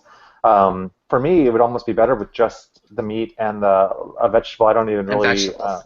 need yeah, I the don't rice. even really need the rice. But that sauce, so basic, so easy, and it's like, Yeah. With broccoli, I think that would be fantastic. So this tags oh, back up to what you guys were talking about, like having lunches prepared to go. Like the beauty of like crock pot cooking and or pressure cooking, I think, is like, well, yeah, one, you start it, put it on low and leave, go to work, come back, dinner's yeah, done. But the beauty of it is you take literally like a cup, scoop it out, and you get yeah, this small little Glad yeah, plastic yeah, Yeah. thing, and you fill one, and you put the lid on, you put it in yeah. the fridge or the freezer, and you Yeah. just keep doing that until. Yeah, I used to have mystery containers in my refrigerator, and I was like, I don't know what it is, but I know it's going to be good. So it's either the chicken soup that I made, or it's the Right. beef stew that I I wouldn't have made, kept it or if it's it the wasn't good. Yeah. yeah, Right, yeah. yeah. So it was, it's those are the kind of strategies, I guess. Getting back to the question, I guess, Yeah. is like that's how you do it. It's like I don't know. I feel bad. It's not hard. The food part isn't the hard part for me. The fitness is still the hard part for me, and the mental stuff is still the hard part. I kind Yeah. of like alluded to the fact that I'm emotionally raw all day for me today. Right. Just a lot of Yeah. stuff like in terms of Eric going to his next rotation in Idaho. It How, seems so far away. I've had him home now here for a while, and right. How long is he going to be gone for? well, Idaho, I think, is just for about 2.5 or 3 months. But then the next rotation puts him closer, but he's not going to be home, sleeping in our bed every single night for like 5 months. Oh, wow. Uh, Yeah. That's a So long like, time. and it seemed like so far away, and we keep ourselves really, really super busy, and like so it's easy to kind of put it off, and projects and trips and things that I do, and then like Yeah. this morning when I was like, I'm in therapy weekly because I just think it's crucial and important at this part of the maintenance phase for long-term success is to learn how to cope with things, and I have no qualms engaging a licensed professional for some guidance, and especially when you find somebody that you connect with and you really feel like is giving you tools to work with. Yeah. Which I do in this particular situation, but it just I went in this morning thinking, oh, I'm not gonna have anything to talk about. Like, what am I gonna talk about today? Because like it was a busy week, and I Right. sat down on the couch and like 4 sentences in, all of a sudden my eyes are just like welling up with tears, and I'm sobbing about like everything it just hit me all at once that oh, He's gonna be this is not here. all he's not Yeah. gonna be here, and it's gonna be rough. You know, Kirk, you've never steered me wrong, and I've never talked to a therapist or anything since I've been through the whole thing, and as screwed up as I've been at different times, but I think I was telling John last night, I think I might want to go talk to somebody, because between the whole, like, I feel like I'm past the whole crazy stage, and things have kind of leveled out from WLS, but like with my arthritis issues, and I feel like I've been doing a lot of comfort eating in the last couple of months because I've been in so much pain that it's like, well, this will make me feel good, and I think that's contributed to my weight loss my weight gain, and so I kind of like unloaded on John last night on all the things I've been thinking and feeling, and I thought maybe I should go talk to somebody about it. Yeah, I'll tell you where it's helpful is that, especially, and you may have to kiss a few frogs first, because it really is sort of like, speed dating or whatever. It's not everybody is a good fit for everybody. So, some people get really turned off to it, I think, because they may go to one and say, oh, that was stupid. That person doesn't know what they're talking about. Is this what therapy's like? It's not for me. I had to try a few different people, kind of, to see like who I think was really who got me. I went through a whole series where I had one person where it was just all they did was listen.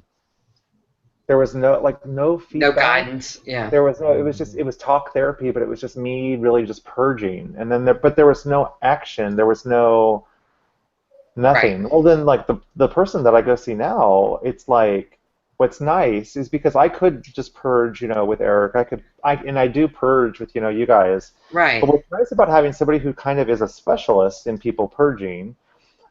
Is they can listen for themes, or they can listen for things that we may not be even aware of, in terms of making a connection between, well, why do you think that this is making you feel this way? And then having them say, well, this is what I'm noticing when you talk about these things, right. Or like when I well up with tears, it's like, well, where is that right now? Where is that emotion coming from? Yeah. Like really coming from, not where you think it's coming from, but just be primal and like where. It's just like... Right. I feel like I've been doing this whole comfort eating. It's like I just came to this realization in the last few days, really. Yeah. Of something that's been going on for months. Yeah. But and it's like, if I would have been talking to somebody about it, I may have made that connection sooner. Earlier. Yeah. Yeah. Well, so it doesn't have to be like a lifelong thing. You can certainly go in and kind of get some key or core issues sort of straightened out, and then just kind of go in for tune-ups every once in a while, or maybe even just hold yourself accountable to like practicing. But somebody that's probably going to work well with you, or work well with Phil, or with somebody like me, or any weight loss surgery patient, is we're good at following instructions, I think. Right. We're professional dieters, right? We're wildly successful losing weight. But it was always the maintaining it, keeping it off was always like kind of a big problem. Right. We follow instructions. So if you've got somebody who says, hey, so when you are starting to feel this certain way, allow yourself to feel it. Be aware of it, and then run yourself kind of through this practice of sort of honoring it, know where it's coming from, and then make a conscientious decision on how you're going to respond to it. Right. And but sometimes it's hard making those connections on your own, and sometimes your friends don't see the connections, and sometimes we only present to our friends the part of us we want them to see, right? Well, and you know what? That's I'm glad you said that, because I thought about this. I had watched the Phil. I watched the Fat Kings show that y'all did on Friday, and TJ said, oh, when all you WLS people, which I like how he doesn't lump himself in with the WLS people. When all you WLS people get together, y'all get emotional, but I think it's because we all feel safe with each other, and we can say things to each other as friends that we wouldn't say to other friends in our lives. Yeah. And so we feel that openness that if I unload and get this out there, nope, then these people aren't going to judge me. And it gets even more real because it's a real life, human to human. We're touching, right? Mm-hmm. I mean, it's like there is not this virtual barrier. So the willingness to be even more open or more vulnerable or whatever, it does get emotional. It feels really safe. There was a part of the trip where I was just not doing very well. I was really bummed. I don't want to say bummed. If you didn't notice, a lot of the folks that were at this particular gathering, it was a lot of couples, right? And couples getting to do some really cool shit with each other. And there was a part of me that was having a real pouty kind of moment, one day where I was just like, I want Eric here, and I want. Well, yeah, and I was like, I was so disconnected, and I was like, and Mel just looked at me and said, "Are you doing okay?" And most of the time, I would just tell somebody, "Oh yeah, fine, yeah, I'm doing great." I was like, "Oh my gosh," I'm like, "No," and like instinctually, she just started nurturing me, and I had that feeling of being like nurtured, and that that's the elements of not having mother figures any longer in my life, but she's a mom, and she can see when somebody's in pain, and her instinct was to just give me a hug and just know that, or just to be sensitive enough to see that there wasn't something quite right, and me feeling comfortable enough to say, well, no, and then not even have to really articulate it. Yeah. Because that didn't even really need to happen either. Right. It just had to have that connection. So it's like, when we get around each other, our WLS people, we do get emo because we fucking get each other. Right. Well, I mean, that's why, when I had my situation that second night where, not selling anybody's private business, but I'm like, I was trying to process that on my own, like, what's going on? Why is this reaction happening? And what did I do wrong? And what's wrong with me? And blah, blah. And that's why I just was like, hey, Tanya, when are you going to make her talk to you? Because I knew that, I did that with Tanya on chat, but she was right there. Did you say, hey, Tanya, come on down here by the water? By the water. I want you to come down by the water. I'm over here by the water. And I just got to, and she doesn't need any subtext with that situation. She knew where all that stuff was coming from, not only on my side, but on the other side of the argument. So I could get the other side of the argument without continuing to have the argument with the person or the disagreement, but the disconnect with the other person. She could voice that in a way like, well, this person's probably thinking this, and here's why, and blah, blah, blah. And I didn't quite all the way hear it in the moment, but later. Yeah. After when the lights went all on, after I got back, I'm like, oh, shit. Not only did they blatantly tell me this, I didn't hear them in the way they intended it, and Tanya did hear it. She knew it instinctually without even being in the conversation that's where that was coming from. And I'm like, crap. And then I felt fine. I felt great. I felt at peace. I felt centered. I understood it. Whether I liked it or not is irrelevant. It's just like, oh, it all makes sense now. I get it. Right. It wasn't about me. It wasn't about me doing something wrong or me not being enough or me not being whatever. It was just about, this is just this situation. We're also willing to take the blame and be the first people to apologize for things that we don't need to apologize for. Right. But that's part of being lifetime fat. Right. You're going to invoke the demons. I'm like trying to, it's like saying Beetlejuice 3 times. I'm hoping if we do enough PJisms, he'll just show up. On the feed. Listen, motherfuckers, I'm going to tell you. Yeah. All right, I know we're like an hour and a half in. Do y'all want? I have more questions, so let's keep going. Keep going. Okay. We'll try and stay focused on the questions now. We're really trying. No, I think we've done really good staying on topic tonight. Yeah. Okay, so Lacey sent me a few questions. Okay, one. Do you feel questions? Her questions are fantastic. I'm teasing. Do you feel there's been a lasting emotional, mood, hormonal effect after the initial 6 months or so after WLS? We kind of touched on that earlier. A lasting emotional, mood, or hormonal effect. I think it is, but like I said, I think it all goes back to self-confidence. There's definitely a self-confidence that I have now. I had self-confidence before, but it's different now. It's like I feel like it's more whole now than it was before. I don't need you to like me anymore. Like Right. before, I needed you to like me. I don't need that anymore. You don't have to like me. That's okay. No. Right. I'm good. Yeah. Next. All right. I meant next person, not next question. Sorry. Yeah, right, Oh, okay. I thought you meant next question. Right, No. Kurt's the same way. He's saying, I don't need your approval anymore. So Not anymore. move on down. All right. Do you feel that the leveling out or increases in testosterone or estrogen have made you more aggressive We in talked about this one already. day-to-day I think we activity did of life? this Okay. Yeah. Yeah. Okay. And then let's see. Do people around you tend to find you more emotional now versus before? So do people in your everyday life find you more emotional now than before? I engage my emotions more now, by far. I mean, my emotions matter now. Like, they matter now. Before, they didn't matter. And I think that, I definitely would say that Allison would say the same. Like, even, like, we're, as much as we're splitting up and separate, going separate ways, we're still parents, and, like, we still have a relationship, and I think she would call me out if I didn't admit that. So, yeah, I would say that I am more emotional, but because my emotions matter now, Yeah.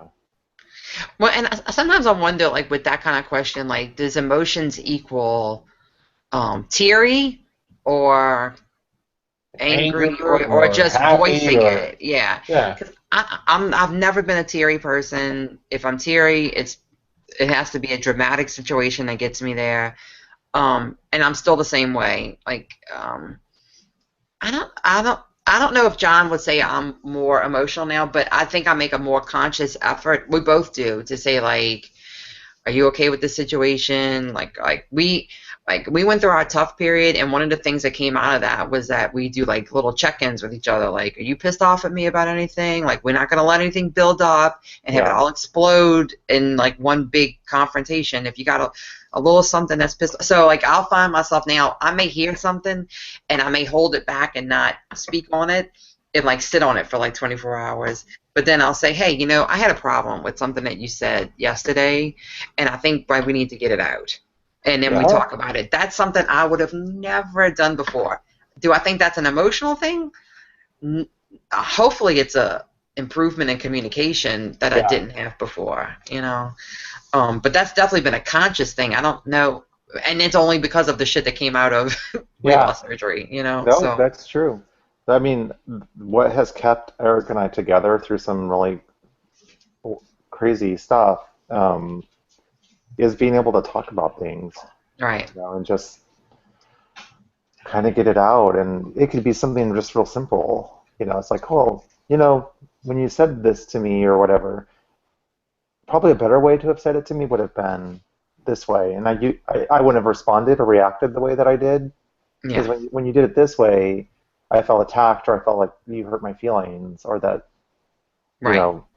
kind of thing. And it works both ways. He can tell me, like, when you were doing that, it didn't seem very respectful to our relationship, and you can see why I would be uncomfortable with this, that, or the other. And I'm like, and I think about it now, and I'm like, yeah. So out of all of that, like, I think great communication, but even still, when I think we can be even more communicated, like, even like today, therapy, I was just like, yeah, I'm gonna really miss him, and I think I kind of build up a little bit of a barrier where, as we start to get closer to the date, and I don't feel like I'm connecting the way that I should or whatever, because I'm just kind of protecting myself for this separation. But I'm really gonna miss him. Like, his presence makes a difference. But I wasn't gonna say anything about it, right? Because I was like, oh, you need to say something. Well, but see, but my instincts were like, I just need to be brave. This is part of what I can't throw anything onto his plate to worry about him worrying about, me or whatever. And it's like, I knew what I signed up for when we started this process, and he's working hard, so I got to work hard at keeping it together on my side. Yeah. And she's like, tell him. Exactly, I agree. And it was like light bulb. Yeah. It's like, it's like. But it's that whole thing, like, we don't want to be a burden. Right, no, I'm going to say the same thing, though. I sit here and go, of course you should tell him. But the same situation, even up till, maybe even a month ago or less, like, I was afraid to say what I was really feeling in fear of, oh no, I might drive these people away or this person away or Right. like no, and you know at night that's all the fear, right? So like, or I might put too much burden on them, but that's not my choice to take that decision away from them. Yeah. And I know that somebody has been trying to teach me that for the better part of a year, but but I finally got it. I'm like, no, I can't be afraid that if I tell this person that they're going to just say, well, you're putting all this on me and I don't want to talk to you anymore, and I'd lose that person or something. Right. You know, like I have to let them say, well, I'm hearing you, I don't agree with you, but thank you for telling me, and I agree to disagree. That's the worst that's ever going to happen. Usually. Right. You know, like, they're not going to cut ties with you, but that fear of like, oh my God, I have to still be accepted and loved and whatever. Right. It's finally gone to the point where I'm like, it's still scary to do it. Don't get me wrong. I do like you do, Tanya. I wait the 24 hours and I'm like, okay, I'm going to tell them this is what I'm feeling in a very dispassionate moment where I've really thought about it. Right. And we're going to have a kind about it. 9 times out of 10, everything is fine at the end of that conversation. 9 times out of 10. Right. 99 times out of 10. 100, I mean, rather. So, I don't know. I think there's something to it. Yeah. Yeah. I can't do the 24 hours. Like, you can see it instantly. Like, Right. and I'm like one of those people, I have to have it resolved and fixed and then move on. And I could be totally happy then. Like, or I could be totally the opposite. It can go from like earth shattering, the world's going to end, and then we resolve the issue, and it's like, okay, what's for dinner? Or like, oh, what's on TV? It's That's crazy. my instinct. But I think that's my instinct too, Kirk. I'm with you on that. But Yeah. I think I've had to teach myself that even though I'm going to drive myself crazy for 24 hours, Right.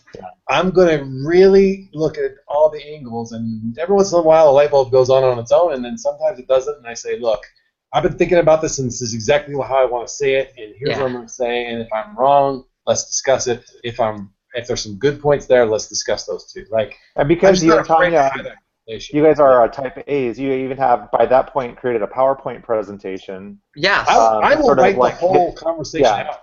I'll write the Yeah. whole, like, here's my, I'm going to give you, here's my monologue, and I'll write the whole thing just so I get it out of my head Yeah. and into a place where I can, there's something cathartic about it. you Because know? I don't want to say it in a confrontational way that's going to make the situation worse than it already is. So I definitely map out exactly the way I want to say something so that I am conveying exactly how I feel without escalating the problem. And Right. see, me, it's like emotional epilepsy or something. Or Tourette's. It's just like, Emotional effort. You hurt my this is what I'm feelings! doing. These are all my feelings, all of them right now.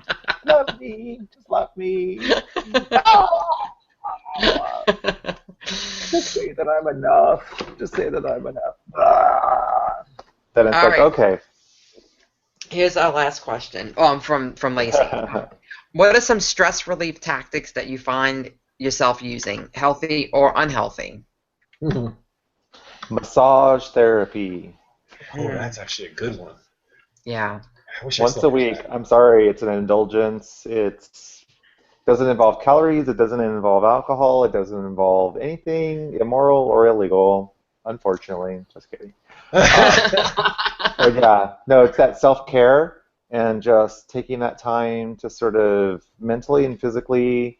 The rest of the world doesn't have to exist. I personally, as a weight loss surgery patient, think it makes my.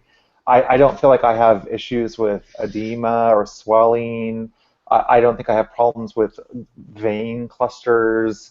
I think my skin is probably a little bit more elastic than it would be because I am constantly getting it moisturized and worked, and stimulated and that kind of thing.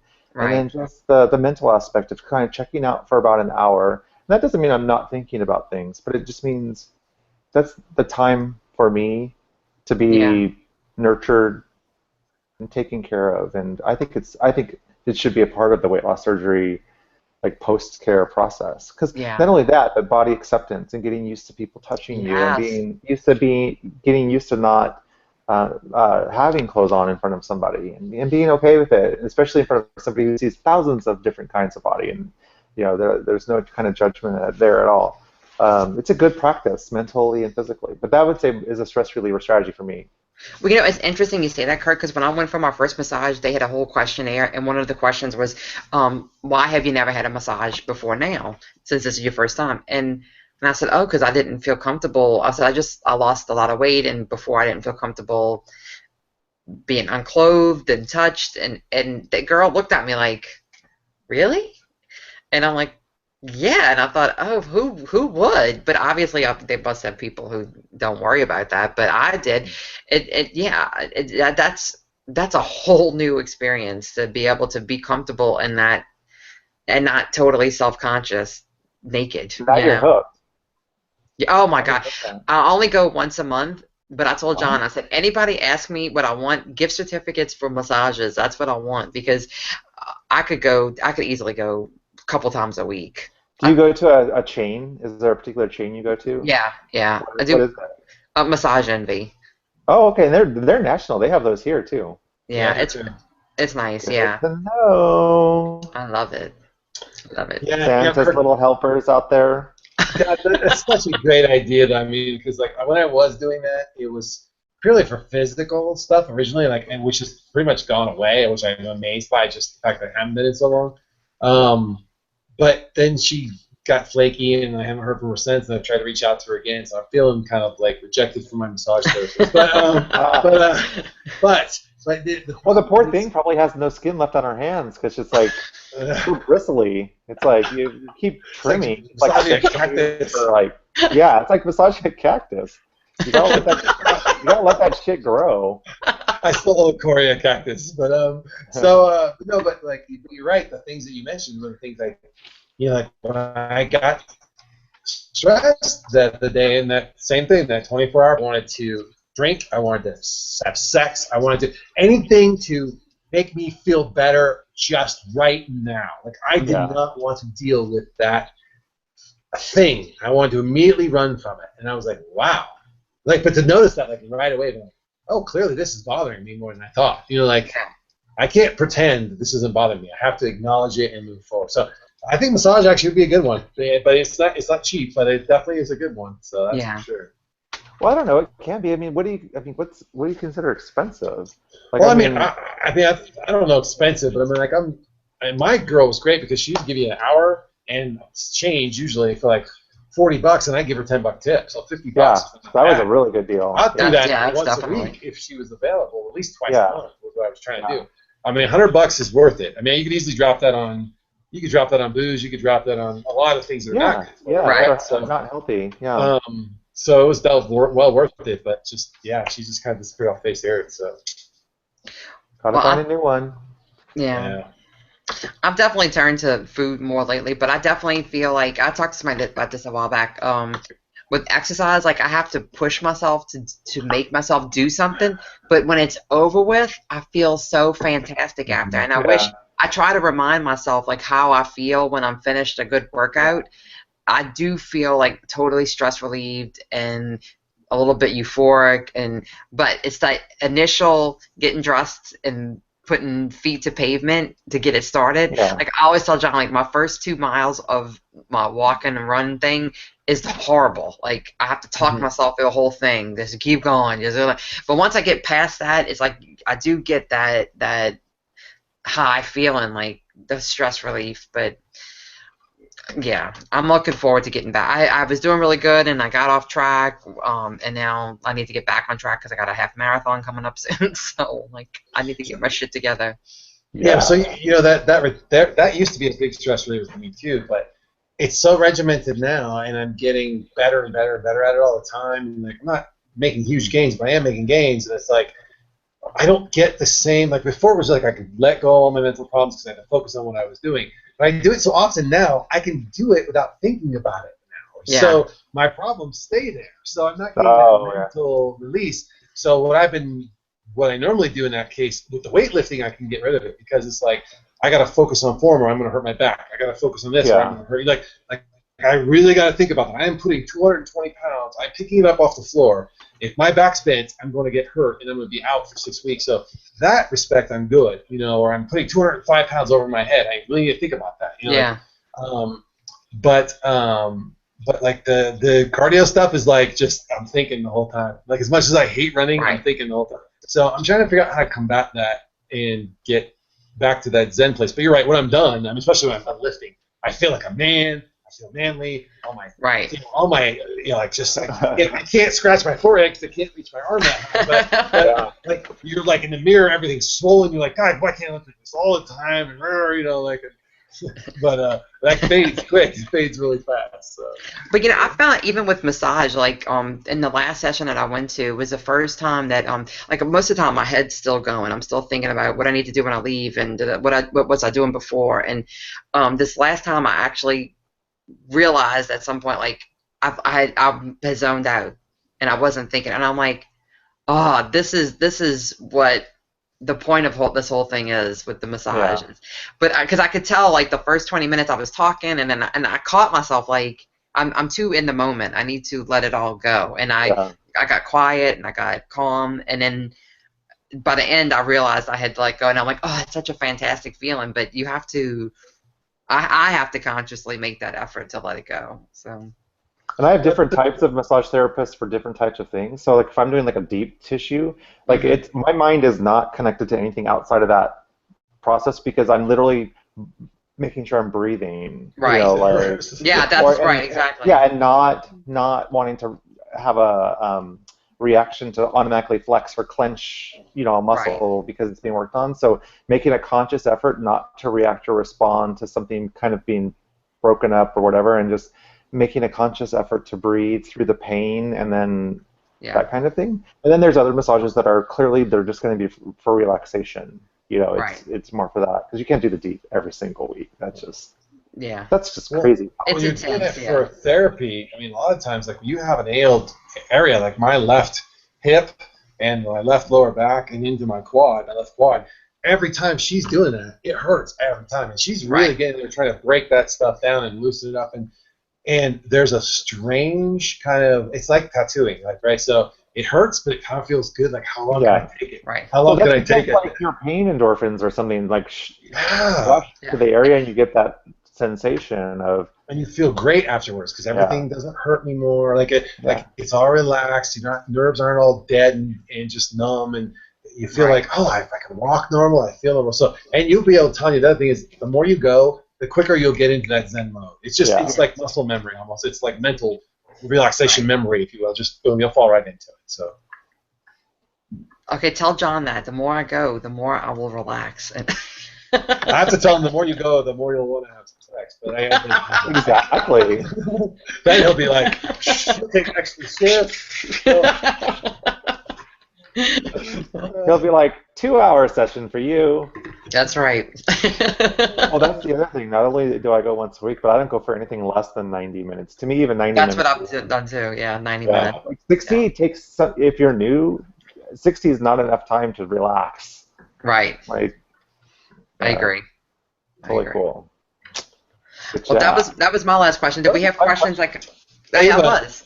Yeah, I think Ava Shrinking had one too. It said, what did you do to get through the maintenance funk? I'm at 16 months post-op, and I've been maintaining at 144 for 7 months. Now I feel like I'm in a funk. I have no desire to take pictures of myself or share a video on Facebook or Facebook statuses because nothing has changed.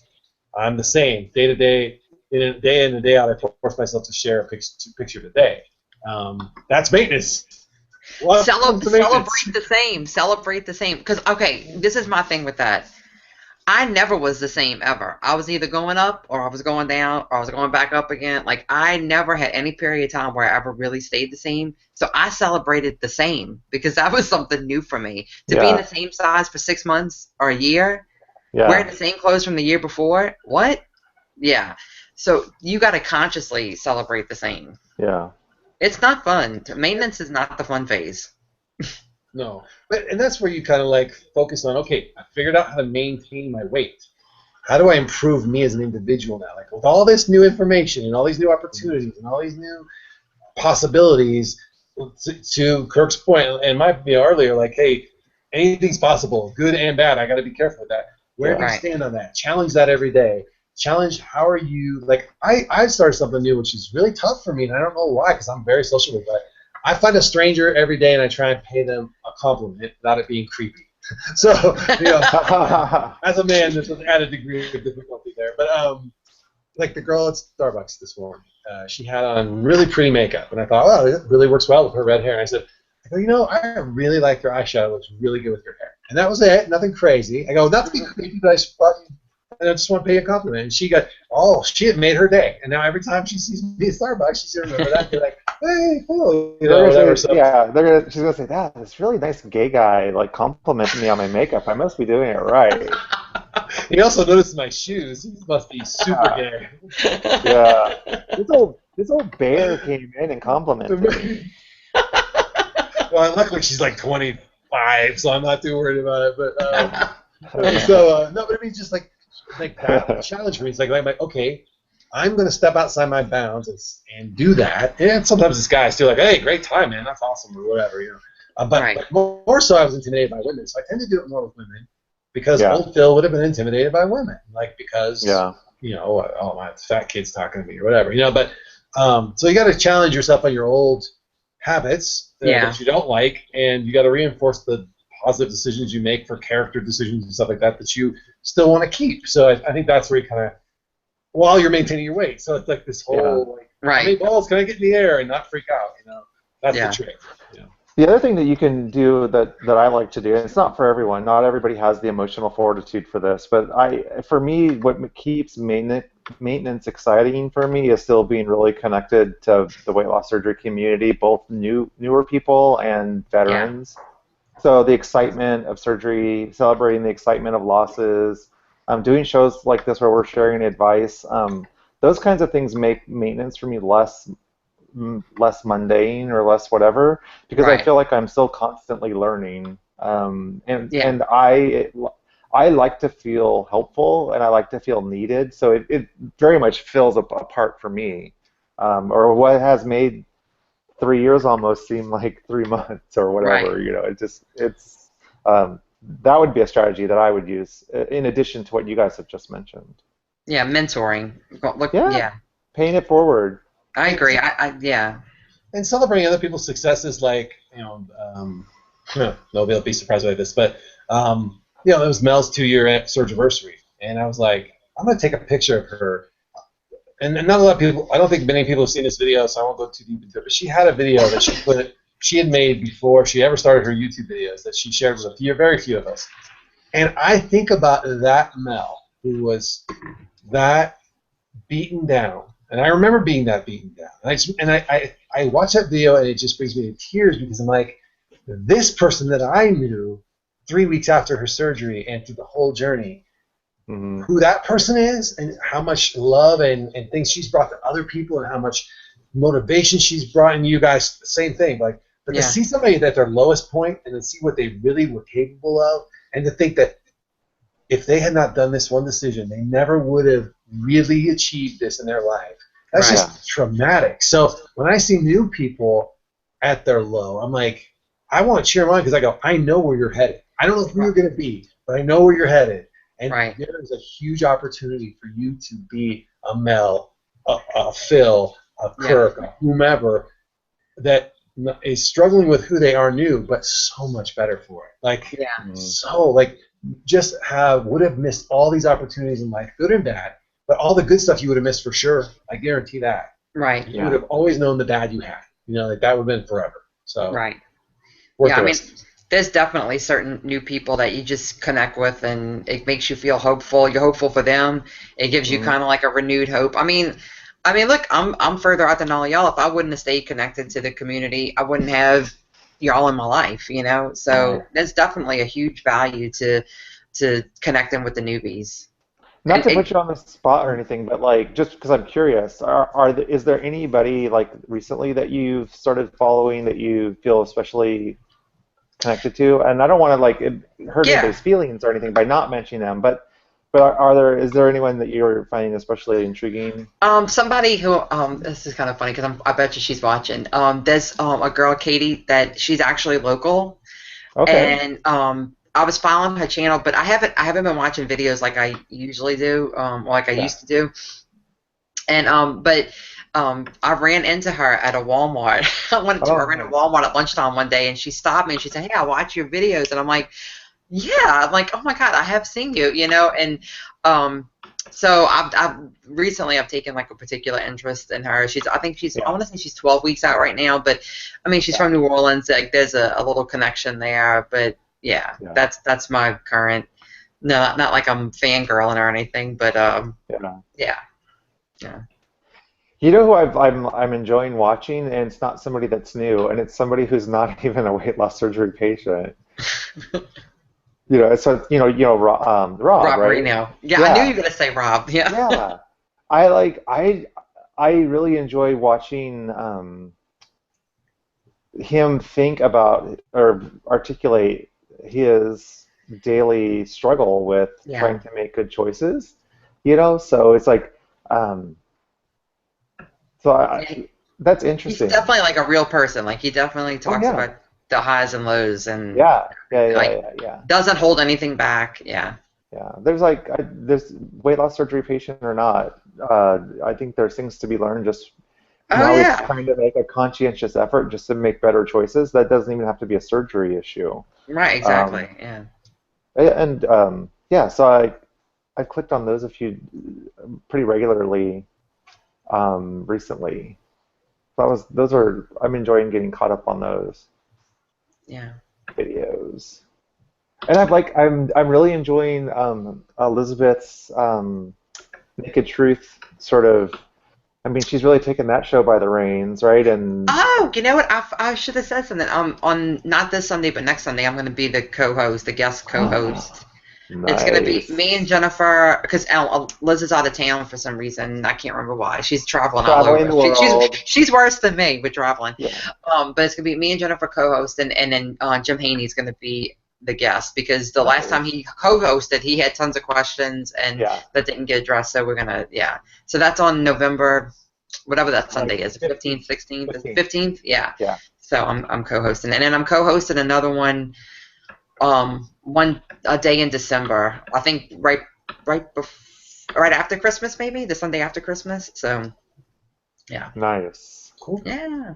Nice, nice, nice. You know Yeah. who's not new, but I really like a lot is Takesha. I had not gotten Takesha's videos at Yeah. all. I just love her attitude. I love it. But I really am Positive looking girl. for some newer folks. Yeah, positive girl. She's got the biggest, brightest smile, and it just makes me like, and all the things she talks about just make me feel great. I'm like, yes, oh, she really charges me up. She is positive.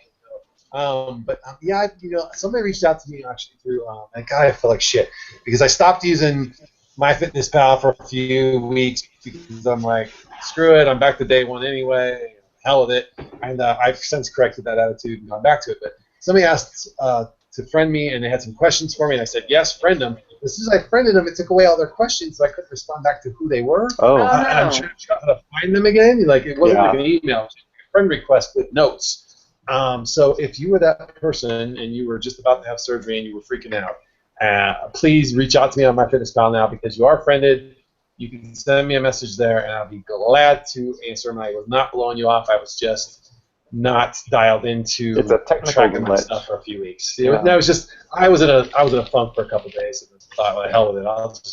I don't have my scale anyway. I'll just live life and blah blah blah. So. Well, do y'all find, Kirk kind of touched on this earlier, like I definitely find, like Kirk said, he likes to feel like he's helpful and needed, and I definitely have that same feeling too, and probably at least once a week I'll get an email, PM on Facebook or a message on YouTube with somebody, a newbie, like somebody who's either just getting ready to have surgery or just had surgery, they'll have a question, and I would just want to put it out there, like that is never a burden or anything. I really enjoy answering those questions, and if I can help or share in any way, that really makes my day. So I love it when I see a comment come up from like my week 8 video. yes, That's been out there for a couple of years, and it's like somebody is like identifying with it like today, like right Yeah. now. I'm like, oh yeah, I have to go I back and take a look right. at that video, and it's like, okay, I said that. Oh, I know. I had somebody comment on one of my videos today that was like from like week 87, so I was like a little over like a year and a half out, and I'm like, and she's like, I know this is really a long time ago that you made this video, but if you're still on, could you answer this question? And I'm like, yeah, I'm still on. I'm excited to answer your question. So yeah. yeah. I'm the same way, but it's got to be through MyFitnessPal. It's Fat Kingsville, by the way, for anybody who's looking for me on MyFitnessPal. It's just Fat Kingsville, all one word. But I don't add people still to my Facebook. when I'm over 100 friends on Facebook, I feel like I'm part of the social media problem, which I am currently way over, and I don't. It makes me feel bad about myself. Well, that's why So- you need multiple accounts with less than 100. Right, exactly. So just get me on MyFitnessPal. I promise I'll keep using it. I promise. Phil, do you monitor the old Fat Kings videos? I mean, all your like weekly posts, because I mean that's where I'll get post comments and stuff. Oh yeah, I know. I will get triggered, but the problem is it goes to a Fat Kings email that TJ and I set up a long time ago that I don't think either one of us ever reads. But it's easy to find on the Fat Kings page. Like YouTube's made it incredibly impossible to find the messages easily. There's one pending in there right now, but I think it's from Jim, and it's probably from a while ago or something. Yeah. But I see it through the little Google notifications I get. Like I don't look at the emails and all that either, but like Google notifications, like when I log into Google.com, it'll pop up with you got a message from whatever. Or I'll have to screenshot it and send it to you one day. Okay, cool. Sounds good. Yeah. That brings us close to 2 hours, ladies. Oh, I know, I right? think we covered a lot of stuff, though. I think there were some interesting tidbits. I think And there we was some stayed really- really on point. And it was very weight loss centric, which I was very. It proud of. was. Or weight loss surgery related. I'm impressed with us. We stayed focused tonight. Yeah. Yay! We all took our Ritalin. Yay. That's all it was. Oh, my. So. Yeah, good. So I'm looking forward to part 2 in But November. So every 2 weeks, I think around there. Look, we're not paid monkeys here. We're just doing our best. But we'll try and get it every 2 weeks. But there's hopefully, like I said, I'll be in my new place by then. So I'll have regular internet and all that good fun stuff. So 2 weeks be will be the excited. day before I leave for vacation, so we may have to keep that one to an hour, or I'll have to keep it for myself to an hour because I'll be packing to leave the next day. But You'll it'll be be a good packed send way off. before that.